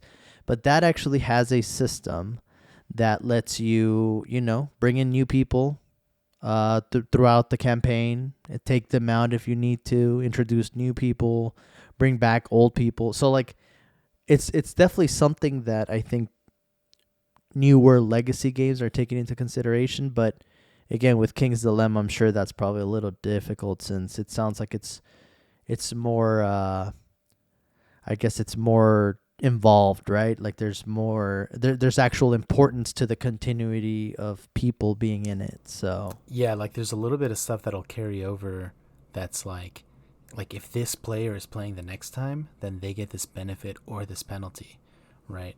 So I guess people could kind of game it and be like, well, next game I know I'm going to get a penalty because I, you know, brought slavery into the kingdom, so I'm going to skip next game night. They do have a system where you can sub in other players, but we never even try to make use of it because I feel like a lot of the legacy in this game is actually just like emotional, I guess. We had a lot of like just stuff that wasn't in the game, but it was just like, hey, your people and my people, like we voted on that same thing last time, like we are together, like our destinies are intertwined. That had nothing to do with the game, but it was just like the emotion of like having to like make these very tense votes and negotiations. And then some people too, you'd be like, hey, our houses are beefing. Like my house does not like your house. I don't like the way you voted on that bill. So a lot of that is just emotional. It's not even like, because you can switch people out, but it's like you're just not going to want to. You're going to try for this game at least to have the same people as much as possible. yeah, definitely is one I really want to get out and play it. But I think when we were talking about it way back, Victor, didn't you say that you definitely recommend that it's played at the full count? Yeah, actually, because it goes up to 5 players, right? I think 4, you'll still have pretty much a great time. I don't know how different it'll be from 5, but I think 3 seems like be kind of low because, like I said, it's all about voting, right? Like every round is purely just a vote, and so it could go by in like literally 30 seconds. But it's all about like the negotiating and like building up alliances. And every player is going to have different motivations that are either part of their house or part of just kind of what they fall into, right? Because there's a couple of different tracks on your like own little personal board that will go towards endgame scoring. But the endgame scoring is not really clear how it'll work at the end. But you kind of understand, like, okay, I kind of want to do maybe like this track, maybe this track. But things might happen where you end up just having a lot of crave instead of prestige. So you're like, well, maybe I should go crave route. So you never really know what anyone's going to decide. And especially because, like, at one point in the game, it became pretty clear that my house probably had the most prestige. So some other players were just like, I've been going prestige, but like, I'm actually going to switch and go crave because I'll have a better chance that way. So like alliances are always shifting, different people have different goals and individual, it does a really good job of motivating people to work on different parts of the kingdom, right? Because like you're managing this kingdom together, but every game you have different goals for either like, I want everything to be like really positive on the positive side of the track, or I want things on the negative side of the track, or I want a mix, right? So like pretty much every round, you can't expect people to do the same thing from round to round, and you're always going to have someone on your side, more than likely, especially at 5 players. Like it's always going to end up like 2v3 or 2v2 and one person's neutral and everyone's trying to convince them. So yeah, I can't imagine at 3 players it would be as spicy. But yeah, the more the merrier and the more political it's going to get. Sounds so juicy. Juicy. For me, the other than Pandemic Season 1 Legacy that really stands out to me is Aeon Zen Legacy. Um, in fact, this was one of Aeon Zen, the original, not the Legacy, was one of the first games that Aaron and I played. We played it in your first apartment, Aaron. I don't know if you remember, but basically, you play as breach mages. You're basically trying to defend the Gravehold, which is what they call their village, from like monsters that are called the Nameless. Um, it's basically a deck building game. What's kind of cool about it though is the usually in deck builders when you go through your cards, you'll have a discard pile, you shuffle it, and then you just make a new deck off of that. What's so cool about Aeon's End is it you never shuffle your discard pile. So the way you use your abilities, the way you use your cards matters because the way you place them down on your discard pile, that's how they're going to come up once you have your new deck. So Aeon's End Legacy basically is more of just Aeon's End, the base game, a deck builder, but now you're basically trying to figure out why the Nameless is attacking your village, and you're trying to keep the Gravehold alive. There's 13 different chapters, and I played it with another friend. It was just the two of us. Each session's about 60 minutes. But what I liked about it is you get dealt this a character from the very beginning. It's a mage of your choice, or just a mage, and basically you get to decide how this mage starts building out, and your deck builds out as you go through each different chapter. And what I really liked about this one is you feel like your character is becoming just like, as the young hip people say, aura farming, basically. You're basically just getting stronger and stronger every chapter, and I mean, and literally to the point where you start getting really cool spells and really cool abilities that you're able to fight, these like more and more difficult to beat monsters. And it's very well balanced out, but there's still enough strategy in there that you're able to, because you're deciding what abilities and what spells go into your deck. So I think it does the legacy game really well because it kind of connects you to that character and you see it grow from the first chapter. It's definitely one of my more favorite legacy games. Have y'all heard of that? Mm-hmm.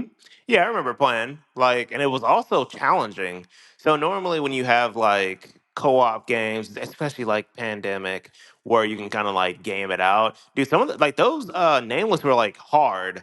I remember we beat him, but I had 2 HP, and then I think you had 5. And I was like, ooh, that was kind of sweaty. Yeah. Yeah, no, it's definitely a more challenging co-op experience. Have you heard of it, Vic? Yeah, I've seen it around, but I never knew anything about it at all. I actually thought it was much older than just kind of recent. For some reason, I just assumed this was like a game from the 2000s. But yeah, it kind of seems like the deck buildery vibe, building up your character. I think that concept of actually having to draw your card in the same, or draw you from your deck in the same order you discard it in, gives you a ton more motivation to cull your deck from the trash. Because a lot of times it just seems like, well, just use up all this and hopefully I shuffle it out of the way and get lucky. But it's like, no, there's no luck here. You made your bet. You better cull those cards if you don't want them.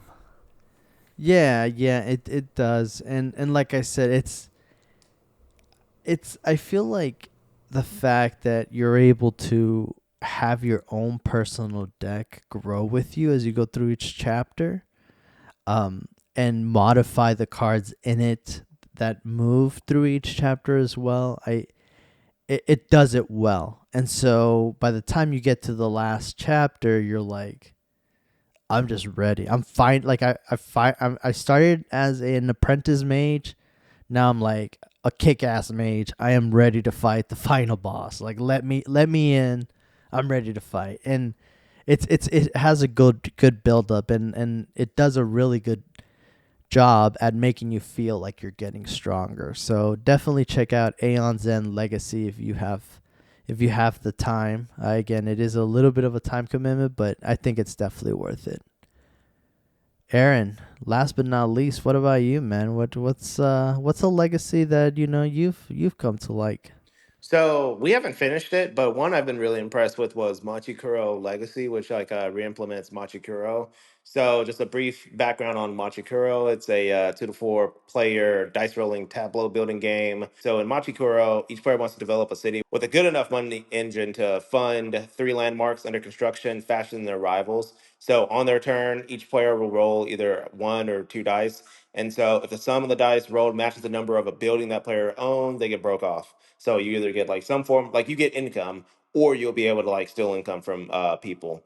Then with the money in hand, you can either buy more buildings to kind of increase that money engine, or you can like start buying those landmarks. So the first person who builds 3 landmarks automatically win. GG's. So if you guys have ever played Space Base, it's almost like a Machikoro in space, right? And so Legacy re-implements this game well because, like we said before, like you got to really like Machikuro to play the Legacy. And I happen to like Machikuro a lot for like one main reason. Each game can be played in like 30 minutes. And so it's always spicy because the dice allow you to get like broke off. There's a lot of funny things that happen when, like some people don't invest in, like double dice. So if you buy all of like the I get to rob you cards, like you have a 1 in 6 chance of just like completely robbing them blind. And like that not only builds your engine, but it stalls theirs. And because like it's a race, right? And so we played in one day 4 episodes of I think the 6 episode Machikoro Legacy. And it's cute because whoever wins the game, they'll read through kind of like the rules, and you like mold the game because you bring in different kind of like stalls, right? So it's almost like a choose your own adventure. So in Machikoro Legacy on like episode 2, for example, it's like, all right, cool. So like you won episode 1. So do you want the town that you guys are building to be more of like a industry place, or do you want it to be kind of like the hood? Like, do you want to bring some pirates in? And so based on your answer, you can either choose to bring in like an industry tile that allows everybody to kind of like feast off rolling like sevens. Or if you roll a 7, you can start stealing stuff from people. And so, like, based on every single game, you will be able to not only add a new mechanic, so like, there's also like a little um, cavern mechanic that allows you to get diamonds by mining, and then you get to use those diamonds to re-roll. And then there's also a frog or some type of animal that hops from everybody's tableau, and wherever he lands is money you get based off the purchase powers of like those buildings, right? And so I feel like this is a about like the sweet spot of legacy games that I'd prefer to play because each individual game is pretty quick, and it also adds just like that storytelling element of just like, nah, dude, we're just gonna make sock, we're just gonna make South Oak Cliff. Every time we have the opportunity to add some stuff that like can steal from people, oh, we stealing. And so the game has slowly morphed from this cute, Japanese inspired game, and we just get straight like American with it. So like like you're basically getting robbed if you roll a 2, a 4, a 7, or like a 9. It's like you better come correct. So would you say you prefer to play this version, the legacy version, versus just the regular base game Machikoro? I actually like both evenly. So with Machi Kuro, it's a good foundational game for dice rolling and engine building and tableau building. I feel like it's a good game to get people into, and then like with the people who like a little bit more spice, like you can definitely just sub out some of the starting cards with the legacy cards if you really wanted to. Now, granted, I don't particularly think you should because it's like half the time you're rolling the dice, there's a 50% chance of you getting robbed. I don't necessarily know how fun that is for everybody. We found it hilarious because like we were pretty much just sharing like the same like $5. But well, actually, somebody didn't invest in like piracy, so we were just sharing his $5 every round. But yeah, I would play both. I'd be down to play both equally. Okay, okay, and that's Machikoro Legacy. Before we get to our shared legacy game, I know the people are dying to know. I did have a question for y'all. Have either of you gotten the chance to play Gloomhaven, or any flavor of that, Frosthaven, or even Jaws of the Lion? Well, I played the very first chapter of Gloomhaven. And I was excited, I had my character, had like named and everything. I had like, we played the first round and I was like, okay, I already know what I'm going to focus on. I'm going to try to always get like this kind of card. I'm going to build my deck in this kind of way. And then, we didn't play it for a little while. And then I think my friend sold it because he wanted to get Jaws of the Lion because it seemed like more easy to get to the table. Mm-hmm. And I think we still want to play that. But yeah, it was like D&D in a box. You have a character that has like a kind of archetype, right? You might be like the glass cannon, or you might be the upfront. You want to have like a bit of a balanced party. You're reading from a storybook. You can explore like a dungeon, right? And get extra loot if you want. You can ignore the extra loot and just like focus on actually making it through because it's pretty tough. So you don't necessarily want to waste a lot of time. But yeah, I really want to get more into it. But it's more definitely like a D&D in a box kind of thing, right? Versus like a Machikoro Legacy where it's like a core game that you play with like some differences each round. It's like, yeah, this is like a straight up campaign. Yeah, so for me, I've played Gloomhaven, some scenarios as well. There's no way I've gotten close to beating it. And I've also played Gloomhaven, Jaws of the Lion. The reason why I bring it up is, Gloomhaven, as the legacy game, held the #1 spot on BGG for years on end, until Brass Birmingham unseated it from its throne. But basically, you've been comparing it to D&D in a box, right? And for me, I actually would say that it's weaker in its storytelling. I actually think where it like really shines is the combat system. I think that, you are exploring dungeons and, different caverns and stuff, but the strategy of how to defeat each dungeon and cavern and, different locations, I think that's where the game really shines. Which kind of brings me to my next question for y'all. Would you consider dungeon crawlers a type of legacy game? Yeah, I mean, I definitely would consider them that, but it's almost like their own flavor of legacy games. There's definitely like variability within them, right? You have like base game that you kind of replay each time with a couple differences. Then you have like straight up dungeon crawlers, D&D kind of vibes. And then I think there's kind of like the King's Dilemma kind of vibe where it's not really like a base game that you're replaying necessarily. You're not like crawling a dungeon. It's just like, more story focused, I guess. Yeah. So there's a lot of different, even within legacy games, like different flavors people might be more or less into. It just reminded me of a very strategic, fighting the monsters, moving through the hexes, figuring out what cards you could use to defeat the quote unquote AI, enemy AI. But the strategy, I think that's where it really shined.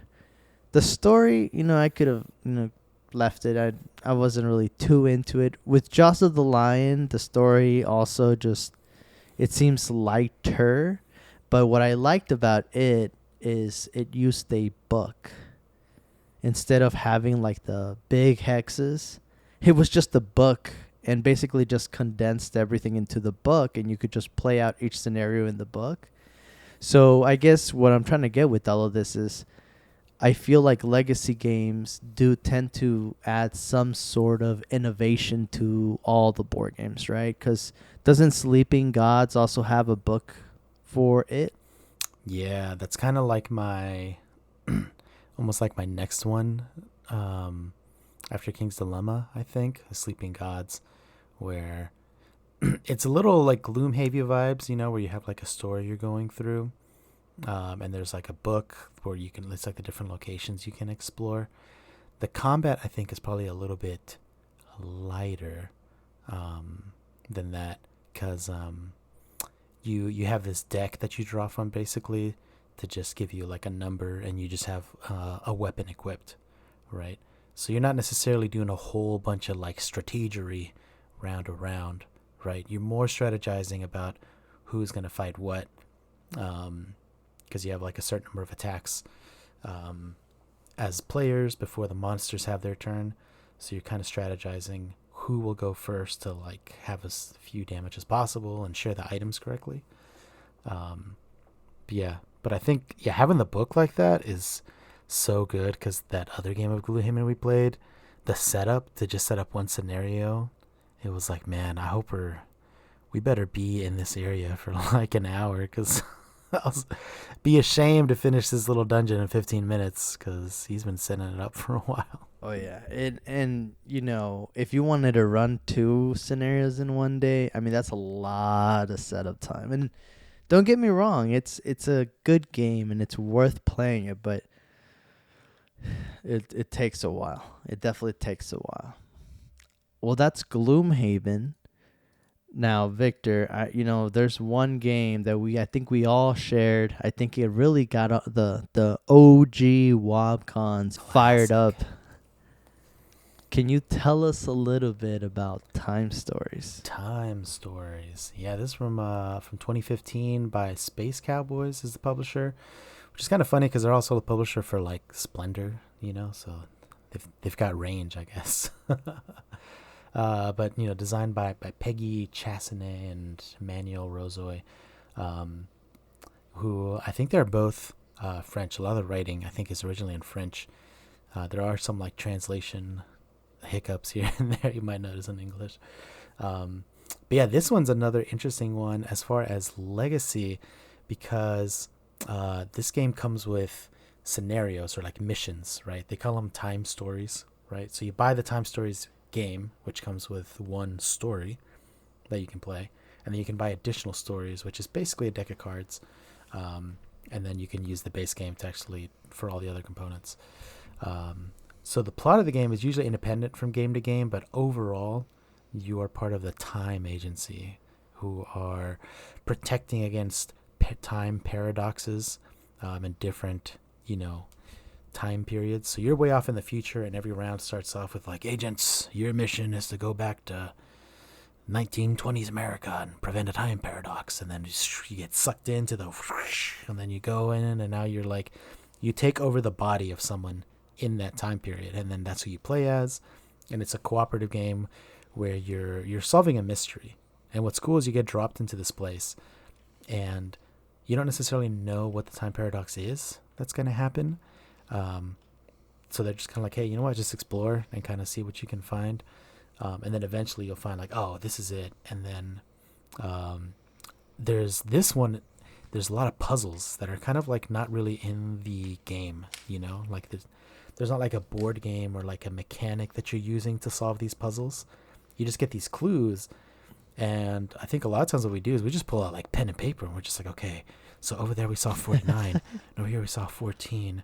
Okay. Oh, do you remember we saw that map? Are those coordinates? And then, you're just like trying to big brain it. And I have a video because I'd played, they're not replayable once you solve the mystery. But I have a video because I had played the first one, just me and my girlfriend, and like, oh my God, we were like just burning our brains trying to figure out like this ending puzzle. And then I played that same one with you guys, But I was like, hey, you know what? I'm just gonna like help y'all explore, but I'm not gonna like give y'all information. And just Yep. in watching y'all Bruh. figure out that puzzle, because I knew when it was happening. Like I knew when you're all about to crack it. I pulled my phone out and I was recording, and it was just like it was just like that sweet, sweet victory when you guys were like, "Oh my God, it's the." Yes. But also, no spoilers, but all I gotta say is your calves hurt. Oh God. Your calves hurt. Yeah, so the cool thing about this one that makes it kind of legacy, which it's not even necessarily legacy, but so each time story, it kind of works like you're in a time loop, right? You get dropped in, and it's like, okay, cool, go solve the mystery, but you don't really know what the mystery is, but you have a time limit, and then when you run out of time, it's like, well, game over, you didn't do it, and then it's like, rewind time, start again, but now you have the knowledge of what you did last time, to move forward.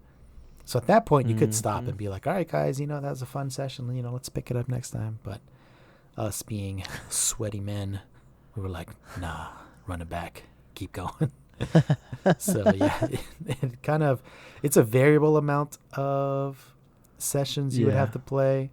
I think we usually get it in like 3 or 4, and we just tough it out. We don't we don't wait for next time. You know, Time Stories has a special place, man. It was we would not give up. We were like, throw us back in the chamber. We gotta run it again. Straight up, Run don't the give up on me, coach. simulation. And I remember every expansion was just so unique, so different. And it was like, I mean, we would like reserve almost half a day every single time we'd meet up and say, this is Time Stories time.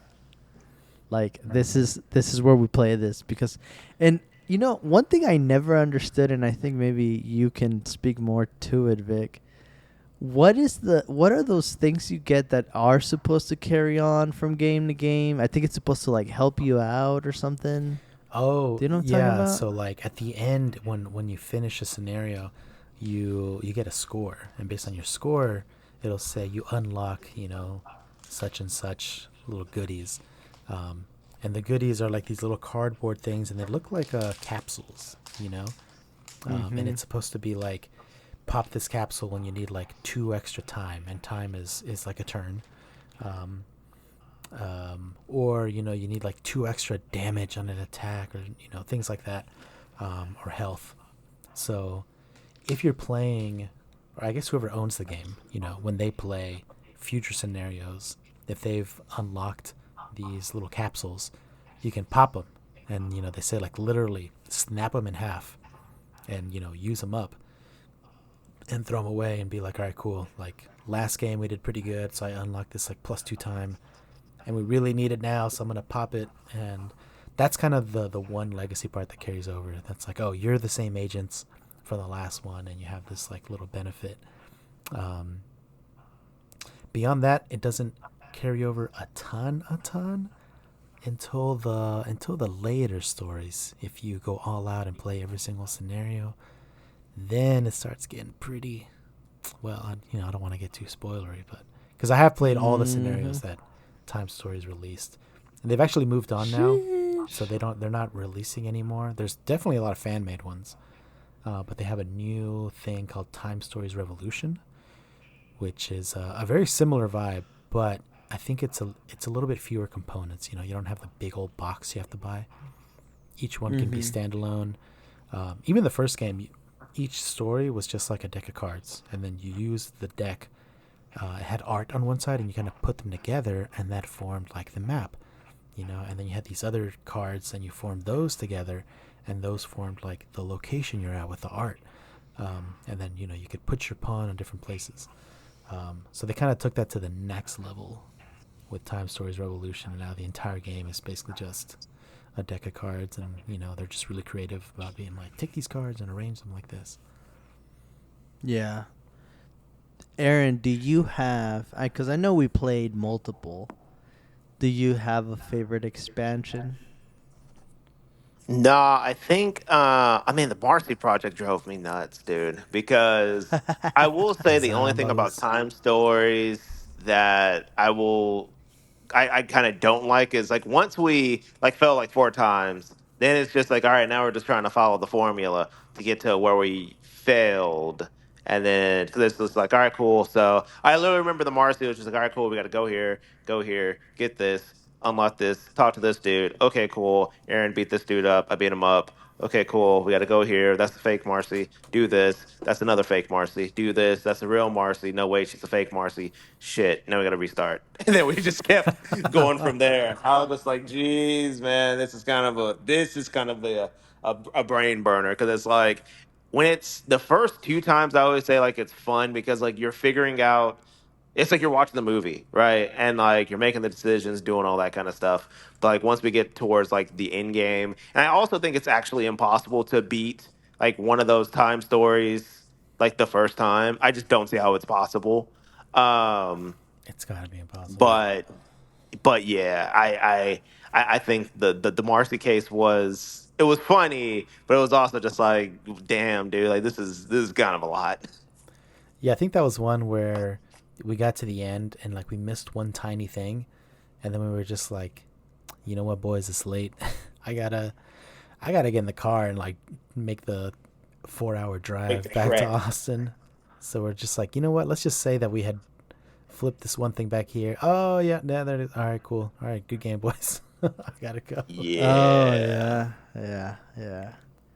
I think for me, the one that I really liked it was Lumen Fide. Lumen Fide. Yeah, Uh, the Spain one, I yeah, think. the Spain one. Yeah, and I think I really liked it because it felt different from the other expansions.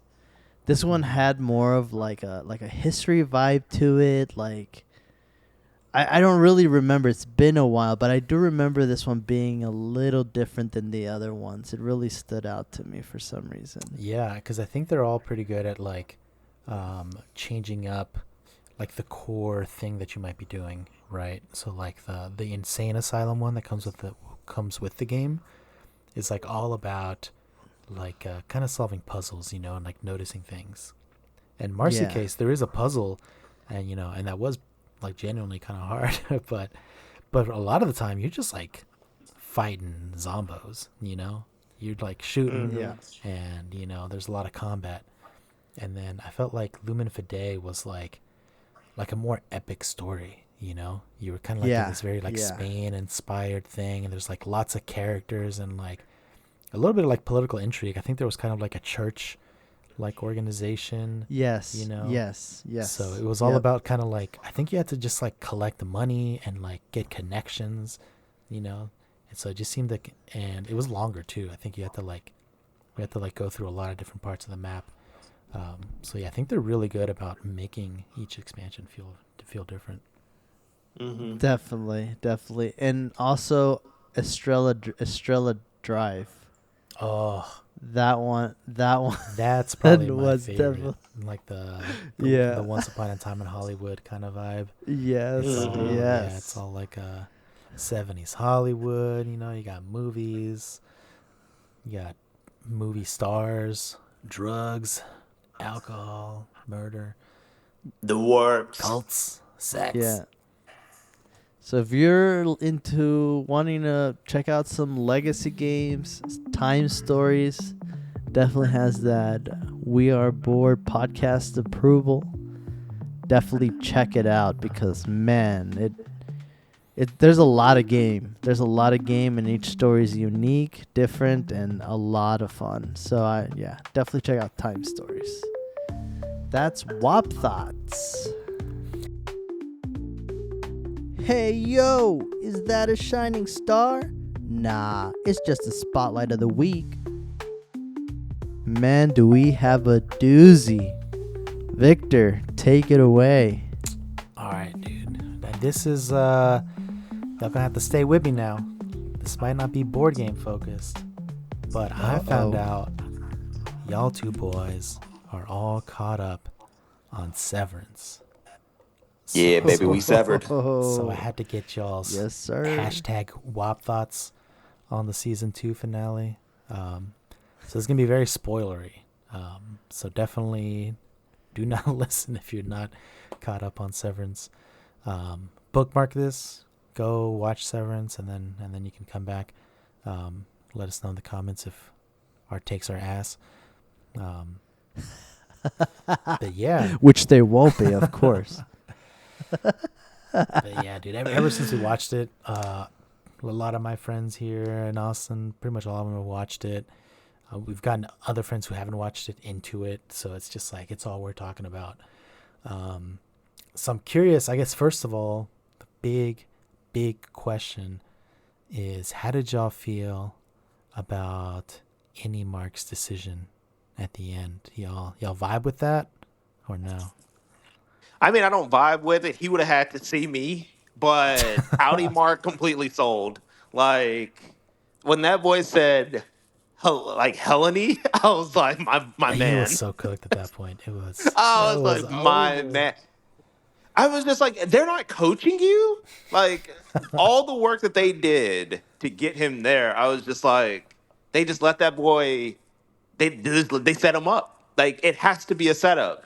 Like, for them not to, like, PR that man to where he can just, like, straight up finesse any mark is crazy to me. So I feel like there's a lot of theories going on. I feel like his sister is definitely working for Severance, like for Lumen.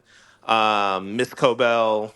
Like I feel like it's an inside job, but Inside I'll job. reserve my thoughts there. But yeah, he would have had to see me because yeah, we got problems. For me, I'm not surprised, right? I mean, what what what did any Mark have to lose? Mm-hmm. It's like, okay, I can walk out and that's it, but like, how do I benefit from that?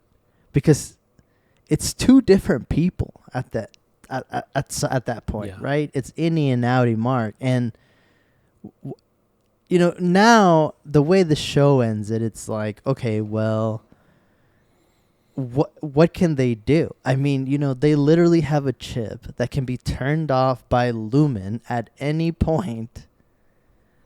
But why not? Like, what are they losing with? Like, what is any Mark losing by staying behind? Nothing. Just gaining more time with Helly, Yeah. right?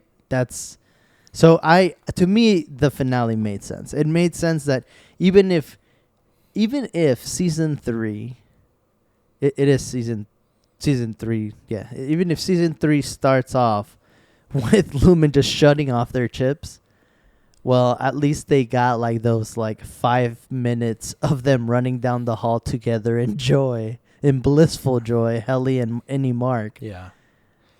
It to me, it wouldn't have made sense for Any Mark to just be like, oh yeah, I'm gonna go out because I'm gonna help out Audi Mark for what? It just didn't make sense. Yeah. See, that's exactly what I was thinking. Cause like, I wasn't sure how it was going to go down, but I was like, I really don't see, like, it seemed pretty clear. It's like, okay, Any Mark's going to, cooperate, it's all going to work. They're going to talk it out. And then the conversation. And then as soon as he said Helene, I was just like, oh, damn, Audi Mark. You were like, either you did not prepare or you just like do not care about Any Mark, like zero respect. Like when he was just like, oh, you had a little crush? That's so cute. Now, see, I was married, so multiply that by 25, and then you'll understand why this is more important. I was just like, oh, God. And so I was just all about like, okay, we got to get Miss Casey out and, get them reunited. And then I was like, hopefully Any Mark still plays along, even though he kind of pissed him off. But it just felt like, it was kind of building up to that, right? He got her out and they were going to make it. And I was like, that just doesn't really feel like, I don't know, exciting, like a very exciting ending. And then he stopped and I was like, what? What are you doing? And then once he started dipping and like the music was playing, I was thinking exactly what you were. I was like, yes, absolutely yes. Like, what else? Why wouldn't he do this? It would be like inhuman for him to do anything else. Like, if he walks out the door, he is literally dead and he does not exist anymore. And like, there's no guarantee that Audi Mark is going to reintegrate. And like, he'll have no motivation to reintegrate, you know, at that point. And you know, Helly definitely not going to get reintegrated. Yeah. 100%. So he's like, I walk out the store, I'm gone. Helly, never to be seen again. It's only Helena from now forward. So yeah, literally only if it's like 5 minutes, it's worth it. Like there's no reason for him to go out the door. But you know, go ahead. But it might not just be 5 minutes, which we can get into. If you were still gonna say, because like that was gonna take it down another tangent. But what were you gonna say? Well, I was just gonna say that I was surprised that any Mark even went as far as to do what he did to try and save Gemma, because he didn't really have like an incentive to. You know what I mean? Like, oh yeah, he saved Gemma. He saved Gemma for Audi Mark.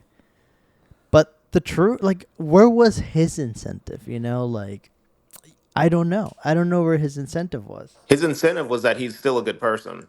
So he was just like, all I'm doing is honoring our deal because, dude, like, you're kind of trash, but like, at the end of the day, I'm not.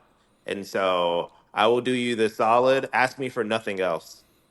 Yeah. And I think he was partly thinking too about Miss Casey, you know.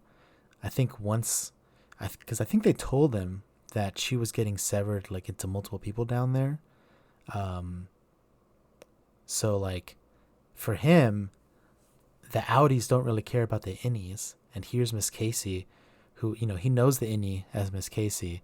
And she even told him that one time, you know, she was like, those were the most fun 25 minutes of my life or something like that, you know. So I feel like he did it more for Miss Casey because, you know, the Audis are just kind of like this oppressive group to him who like don't care about them, you know. He's like, I have a life that I want to live down here. Helly has a life that she wants to live down here. Miss Casey doesn't, so she should be free. She's like being tortured, you know. But like me, I'm good. Yeah, I'm also curious where that leads to. You know, once you go out that door, where does it lead to? Because I would think Lumen security would just be everywhere. No. Oh yeah, this like, was like the lowest security. I would like I would think that like security would be just waiting like above those stairs. Like, oh hey Gemma, yeah, you actually have to go back down. My bad, dude. I feel like my office at work has more security than Lumen, but you know, I think it's just like it's better for the story. You know, realistically, there probably would have been armed guards there, you know, or the tasers, and they would have just been knocked out immediately, and there'd be no TV show. But yeah, Lumen keeps it pretty lax. One of the things I also wanted to point out is, you know, it was a brief character, but Drummond was, bro, his vibe was like epic. Immaculate. Like that actor could act, bro. Like, those are usually my favorite type of actors. They're like serious, the heavies, but like you know that like you don't want to mess with them. You know, dude, his voice was insane. Yeah, I was a big fan of the actor. What did y'all think of him? Yeah, he played it good. Like, he made you want to hate him. He did everything he needed to do. I feel like he went out sad. I didn't like that he got like clapped at all because I wanted him to get his get back like the Aki way. Bro, I thought that was the best comedic timing. What are you talking about? Dude, that had me crying in tears of laughter, And dude. then the elevator I just was closing like, its doors on him. Yeah, Oh my God. dude, when he's like, when Indy Mark, wait, I'm getting him confused now. Yeah, is it Indy Mark? He's like telling him the plan. Yeah. He's like, and okay, then this Howdy is Mark what we're shoots gonna him. do. We're gonna do exactly this. Okay, as soon as we come down the elevator, we're gonna do exactly this and that. And then he transports and just claps him. It's like, dude, imagine you'd like get transformed to Audi Mark, and all of a sudden you just murdered someone. It's like, oh my God. That was so what's funny to insane me. is that my friend was telling me that they might have foreshadowed it a little bit, because when Anymark was hugging Cobell that one time, and then the OTC happened, or it was Audi Mark was hugging, and then it switched to Anymark. She said something like, "Oh, you tensed up," or something like that. And so I guess they're saying like you tense up a little bit when you transition. So he's got his finger on the trigger but not pressing it. Transitions kind of tenses and just pops. Oh man, there's so many, I think, clues scattered through this show. Yeah. Well, so what did y'all think about Who that? led- Because I think the first season they had like a lot of clues, I guess, that ended up kind of panning out or like being mysteries. And then this season, I think like the theory crafting was on a whole other level, and I think a lot of the theories were like not anything too crazy. They kind of got revealed to be, right? Like people had like pretty insane theories about the goats and like what that meant. And then it was like, oh, it's a sacrifice, kind of, simple, I guess. Were you guys like disappointed by some of that kind of stuff? Well, so there is the sacrificial stuff with the goats, right? But I'm still theorizing that it has something to do with cloning. Maybe not like a full person cloning, but I think maybe, and Gemma touched on it where she had multiple personalities. So I think it was kind of alluding to maybe, and again, it's just a theory, that there's not just one type of mark either, or one type of, herb. I think maybe theorizing there are multiple innies for everyone. That's one theory. Yeah. I mean, I think they definitely can, but like I don't see where they would have shown up, I guess what they could do is, now that they've escaped, they're like, you know what, activate any mark number 2 who has like never awoken before. So I guess it'd be one way to stop them, They just switch to any number 2 and they're just like, all right, well, all that revolution I started, it's over now. It's all over. Hit the contingency plan. Well, what I was thinking was maybe we just got to see any one of Mark, right? What if there's like other floors that he goes to? We just never saw that. That's true. Because when they're leaving the elevator, he's like, "You'll kill them all." So it's just like, ooh, Yes. who's them And all? that's why I'm like, wait a second, who's all? Because the doctor literally tells him like, you'll kill them all. And that's why I was like, wait a second, could there be more? That's a really good point, because like I really didn't get a ton of what he was talking about, other than like, okay, he's saying they will stop having severed employees and they will all be dead. But yeah, that's definitely a spicy mystery.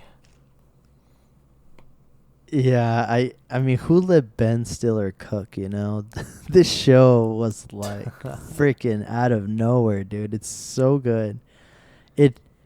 it kind of gave me the vibes of like Control, the video game. Oh, heavy. And actually, I read somewhere that it had some light influence of Control and the Stanley Parable. Yeah. If y'all have played that. Oh yeah, I do. But- Stanley Parable's so good. But basically, it's like that kind of vibe with like the work environment, and yeah, there's just so many different things. Like, do we know what? Because you know how Drummond had Frolic tattooed on his hand. Like, what does that have to do with everything? Because they kept cutting to it. Like, they wanted us to be aware of that, but why? Well, I was thinking that it was gonna be that they had like the four heavies. He's the Frolic big boy, and then there's gonna be like Mr. Woe, Mr. Dread, and That's a good point. What's the other one? Frolic, Woe, Dread, something else. Yeah, I don't remember. But that's what I was thinking. That like they might like get him in a corner, and then he's just like Mr. Woe, and he pops out a corner, and he's like Mr. Dread. Turns out they're like I mean, a it Spice could be. Boys kind of a thing. It could be. It could be. Yes. I mean, there's just so many different questions. Like, what about Miss Wong? You know what I mean? How does she play into all of this? Yeah, dude. Outside of just like weird child labor where it's just like, okay, like you guys are actually doing like some illegal stuff. Like the people Yeah. who were protesting in season 1 were 100% right. Yeah, well, I think they're showing like the pipeline they have built, where they get people young and like when they're impressionable. And that's how you end up with like a Cobell, right? It's like, why is she such a true believer? And then they show you, well, she was a child soldier, basically. She was like born in this. So they're just like, they're trying to get them as young as possible and brainwash them from the youngest age. It's interesting. I guess they haven't full out said if like child labor is illegal in this world. Like, is it a thing that Lumen does secretly, or is it just standard practice? It's like super capitalist version of America. It's just like, yeah, child labor is legal. I guess not super capitalist version. Maybe just modern day Florida. I think they just like re-implemented child labor. Yeah, that's true. But yeah, I mean, Severance is just such a good show. It's gonna be way too long until we find out what ended up happening, because I think the release date for season 3 is like 2027 or something. Yeah. Well, I don't think it'll be as long as it was between like 1 and 2. Because I heard them say something like, we made season 1 not knowing that it would ever get renewed, and then once it did, it's like, all right, cool, let's get to work on it. But then I think this time they were like, yeah, we're pretty confident we'll get at least a season 3 or more, so they kind of already have a bit of a plan. So they might be able to do it a little bit faster. But Well, not only that, they had the writer's strike. Like that's what the main holdup was. yeah. True. I mean, I read somewhere that they were spending $18 million per episode. Yeah. That's wild. Let them cook. Let them cook.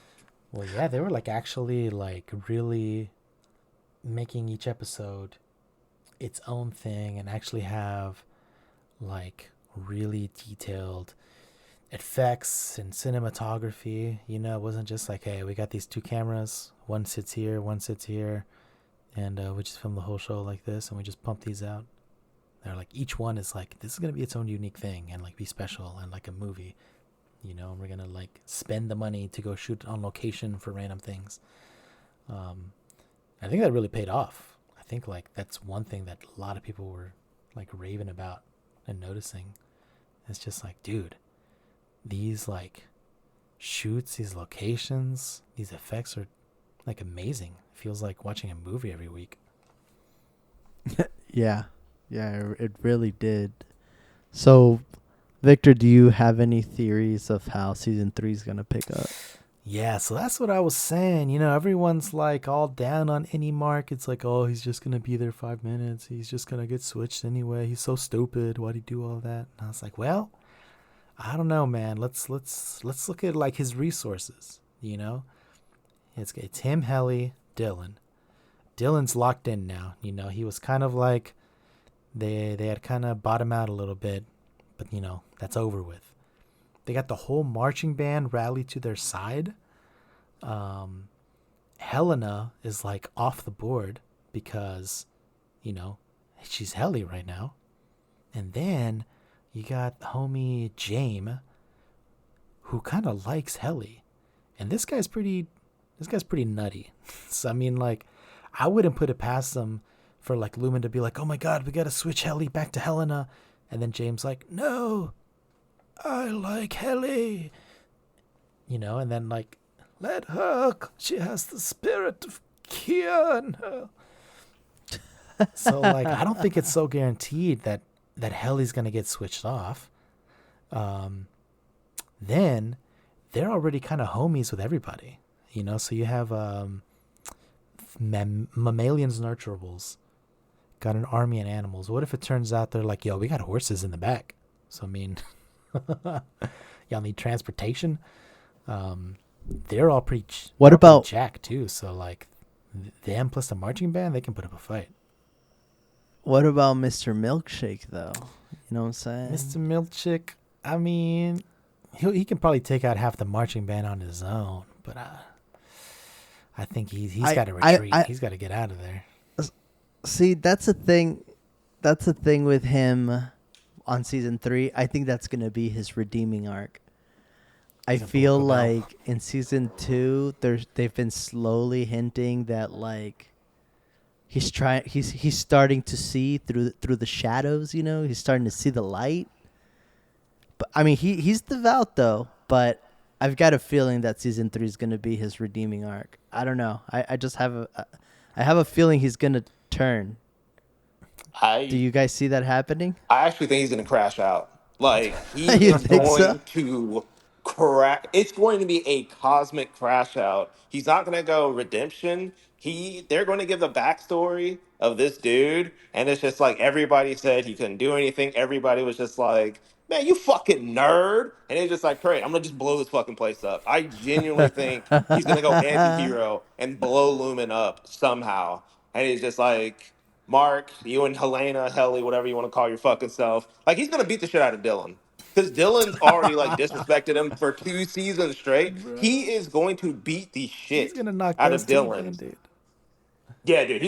He is going to probably be like standing over him after like just like snapping. Cause like you have like a little bit of it where he's just like, devour feculence.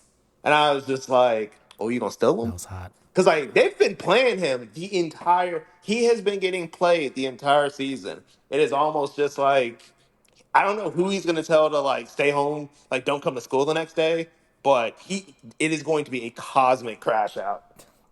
I kind of agree because I thought he was gonna get redeemed that episode while he was trapped in the bathroom. He kind of had like a quiet moment where he wasn't like trying to push out anymore, and I thought, is he thinking to himself, what am I doing? Why am I working so hard against them or something like that? And then he just doubled down and then hit that thing even harder. So I was like, if he was going to redeem himself, it would have been there. And he decided to crash out. So Well, but I wouldn't, that's like the start of it. yeah, I wouldn't be surprised if season 3 starts with like Dylan's bloody face under Milchick. And Milchick is just looking at the marching band like, who's next? I think for me, Milkshake is probably one of my favorite characters of the show. Easily. Like, bro, when he's like looking at himself in the mirror and he's like, "You must eradicate from your essence childish folly," and then he's like, "Grow up, grow." Dude, that scene was epic. I was like, holy crap, I don't want to piss this dude off.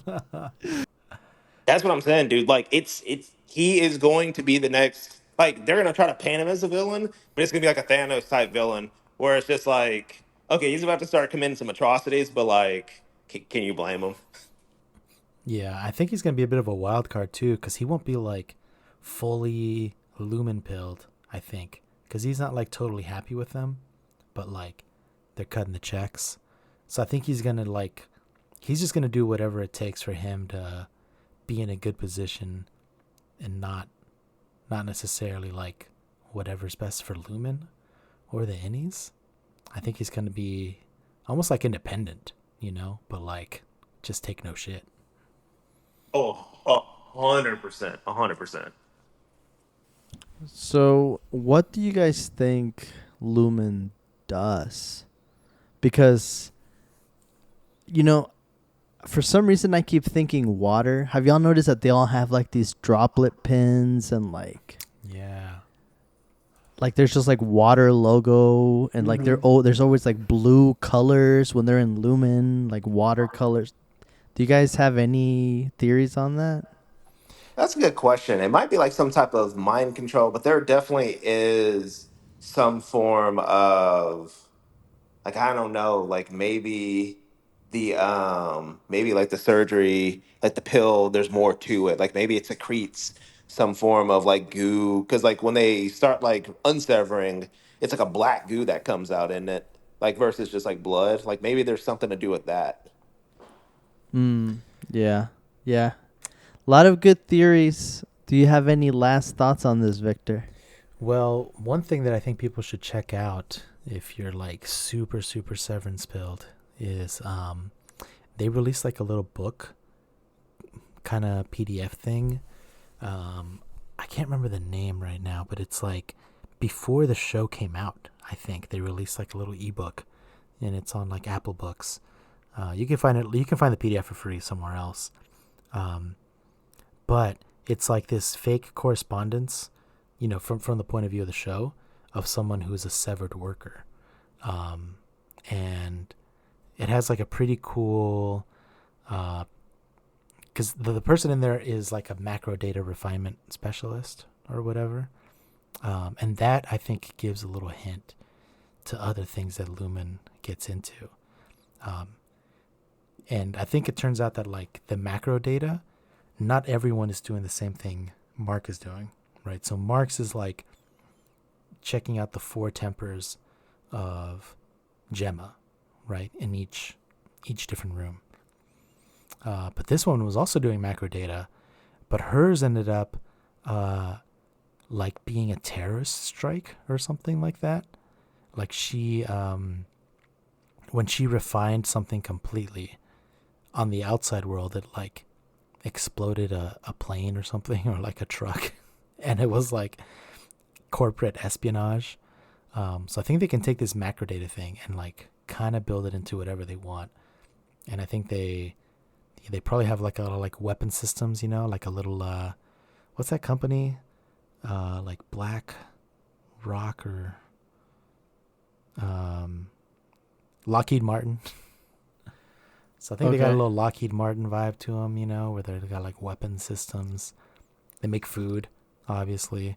So I think It's called the Lexington letter.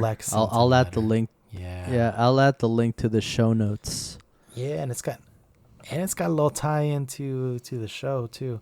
So yeah, that one's a fun read. And yeah, I would just say last thing is season 3. Don't sleep on my boy Any Mark. He's also got O&D on his side. O&D is gonna print him up some guns or a sword, and we could be cooking. Cool. Well, that's Severance. Definitely check it out. I think it's definitely one of the best shows to come out recently. Yeah, I highly recommend. Such a good show. Severance. And that's our spotlight of the week. Choo choo. It's that BG hype train. Gotta back another one. Aaron, my boy, Slim Pickens today? Tell us what's going on in the Kickstarter world or GameFound. Yeah, very slim pickings. Thanks to you from American tariffs and all the things associated. It's a weird time to, kind of talk about Kickstarters when and Kickstarters are all like crowdfunding stuff when really we really need to like stack hands and head to our local friendly game stores and really back those boys. But depending on, kind of just like how things go and who knows if these tariffs are going to have like a 48-hour expiration date. Like even by the time this podcast comes out, this might even be moot. But one game that actually stuck out to me is coming to us from GameFound, and so this game is Politics, the 2 to 6 player strategy game of military, political, and corporate control by Black Yeti Games. So, representing any of 12 nations, players develop distinct identities during their struggle for global supremacy. They seize territories, orchestrate propaganda campaigns, and pilot companies to conquer markets. 500 plus unique cards provide the landscapes, propaganda companies, assets, and events for each nation to forge its path to power. And so the cool thing about this game is out of all the BG hype that I've promoted since we've started this pod, depending on the price of this game, it hasn't currently come out, but I'm probably backing this. Like the idea of it sounds super cool because it almost feels like another version of Shasen, which is another political intrigue and area control game, but like where Shasen is more about gerrymandering. This almost feels like a mix between what I think World Order is going to be, as well as like a little mix of Shasen. So although I think the idea sounds cool, it also is like a 120 to 300 minute playtime, which I'm personally all for, but I know other people may not be like ready to just lock in for 2 to 4 hours. But anywho, you guys got the page. What do y'all think about this one? Hot or not? For me, it's hot. I love the colors with the, kind of like yellowish off white. It just, I don't know, it just looks really nice, and it sounds like a lot of fun. And if it's gonna be that long, I mean, I'm down to get down for long games like that. So yeah, I think it'd be a fun one. This looks hot as hell to me because it's I really like that kind of like dystopian vibes. So one game that I'm always trying to get to the table is Euphoria, because it's got that dystopian 1984 Brave New World kind of vibes. So this is like post-apocalyptic, and I guess you're like what, trying to propagandize the people, trying to spread your influence. I don't know, just very, very, very. What do they call it? Oh, like realpolitik, where it's just like zero-sum game, baby. It's me or you. So let me ask you this, Aaron, since Yeah. this is something you are thinking about backing. This is their first game that they'll be publishing, Black Yeti Games. And, in the world of what we currently have to deal with, the tariffs, how it's really disrupting the board game industry, does that alter your mindset on backing this one at all? Because even reading through the campaign project page, they were quick enough and smart enough to already be addressing it. They're saying, hey, this is your chance to get it at a good price instead of getting it later at a much higher price. So they're kind of spinning it to being like, if you back it, you're going to get it cheaper than if you don't back it and try to get it retail. So what do you think of that? I mean, that's kind of always what all Kickstarters, game founding, and like all of those say, like, yo, well, at retail, we're just gonna charge you an arm and a leg because we got to make our money back. But for our Kickstarter homies, like we're breaking y'all off. Honestly, from all the Kickstarters, especially like from Hegemony, Galactic Cruise, I probably saved like $10 or $15. Now, granted, I did get the game sooner, so that's nice. But when it comes to like saving money, it's like $10 or $15. I don't really care. What I do care about is this is an idea that I believe in. And so with hegemonic games, like the thought and all the stuff that they put into it, I was like, I've never played a game. This is their inaugural game. I'm gonna kickstart this. Hopefully it's lit. Hegemony is probably like one of my favorite games of all time. Galactic Cruise, Kinson Key Games. Like we always talk about all like Lacerda's, Stonemeyer, like all the people who have like they've etched their way into the annals of current modern board game Hall of Fame. That they had to start somewhere, and so like who knows? Like Black Yeti Games might be like the shits, and that could just be like an L based on like whatever their like opening price is. I'll be able to weigh like that decision. But it's like it's a game with it looks like it just has like a shit ton of cards. So I'm just kind of like, how expensive can this realistically be? Now, if we're talking about like a $150 game, probably not, because I can base 150 I know where $150 is going to get me on pretty much like anywhere else. And like, granted, if you're like starting out, while I do want to support you, like be fucking for real. If this is like a $60 ish game, yeah, like I'm just like, yeah, I'm pretty comfortable with that. I guess it's more along the lines of, yes, that is your thinking, but does, with the climate we have today, does it make you more wary to back first-time publishers that might not have the knowledge of, getting a game from manufacturing to market? Yeah, I mean, everybody's got to get their Does start. it change? Not Yeah, really. and I okay, okay. Yeah, not really. Everybody's got to get their start. If it's a good idea, I'm gonna fund a good idea. Anytime you do Kickstarters, I always say never kickstart something where it's gonna hurt you. And once again, like that's where the kind of like the risk appetite comes into. So once again, like $60, $70, is that going to be like, oh shit, I lost that money? Like granted, yeah, like I would have preferred not to, but is it gonna like break the bank or, burn me from ever using GameFound or anything like that again? Probably not. Cause it's just like at the best, I've lost $60 doing like way dumber shit. And and it could come in even less. Like it could be like $40. And it's like, oh, great. Yeah, like love that. So, I even with the tariffs and all that kind of stuff, I actually think backing games kind of like now might be smarter because the only thing they're gonna do, we're getting screwed on the games coming in. You know what I mean? And so this game hasn't even been made. So I think hopefully by the time that like you're also kind of having like the hopes that sanity prevails and these tariffs like get lifted, so by the time it's time to actually ship them out, they're just like, yo, we gooch, baby, like the shipping cost is normal, so we cool. But we'll see. Yeah, I think there's a very high chance it'll be lower by the time a game like this is actually ready to go.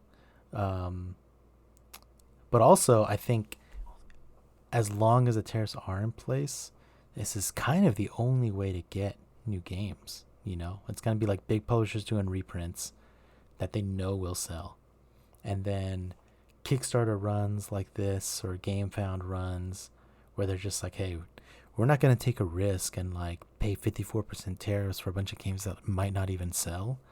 We're just gonna make sure that whatever we print is already sold and like will make us money. We're not gonna go out and like take a big chance and try out the retail market. So I mean that leads to like game stores getting super hurt because like no one's gonna be making a ton of supply for them. But yeah, for a while this might be the only way to guarantee you'll get a certain game. And a lot of games are probably just gonna be printed one time, and if you didn't back it, that might be the only chance, and it's just gonna be up to the math trades. This is a good segue, Aaron. I think that was the only Kickstarter game found that we saw today for the BG hype train. But I think it is a good segue to kind of just quickly touch on, just today, GameFound published a whole link on their blog. They a whole post, a whole blog or whatever you want to call it. But basically, they immediately are now trying to address this situation. And the thing, they're saying they're adding new tools to help both the people that want to fund their board games and also the people that are buying. But what really stood out to me is the tool that they are now adding, which will be asking for extra payment. So basically, that's going to be, hey, we're selling this game for $50. We project shipping to be, $20 to $30, whatever. But now there's going to be a new tool where they can ask for an extra payment. I just want to know how you both feel about that. You both back Kickstarter's Game Files just like I do. How do you feel about that? I think they kind of had to make that happen because otherwise a lot of Kickstarters might just like fully fail. You know, we were looking at that Jamie Stegmaier blog post, the darkest timeline. And he's just like, we'll add that to the show notes as well. Yeah, he was just like, anyone who doesn't have cash reserves literally can't do anything about this. I think he was saying that before they even had a tool for something like that. So it's like, yeah, there are people out there who are just like, we literally cannot move forward. We are stuck. We cannot pay this. We're supposed to get this money, and that's how we're going to like fund everything. We don't have money to like pay stuff like this out of our pocket. We'd rather just go bankrupt. There's no point. Yeah. For me, I guess like I understand the risk of backing game founds and Kickstarters, but I guess it could be a situation where you pay for a game. Let's just say, like a $100 game, but then extra payment comes in and it needs another $100. How much, like I guess it's that uncertainty that it's kind of like,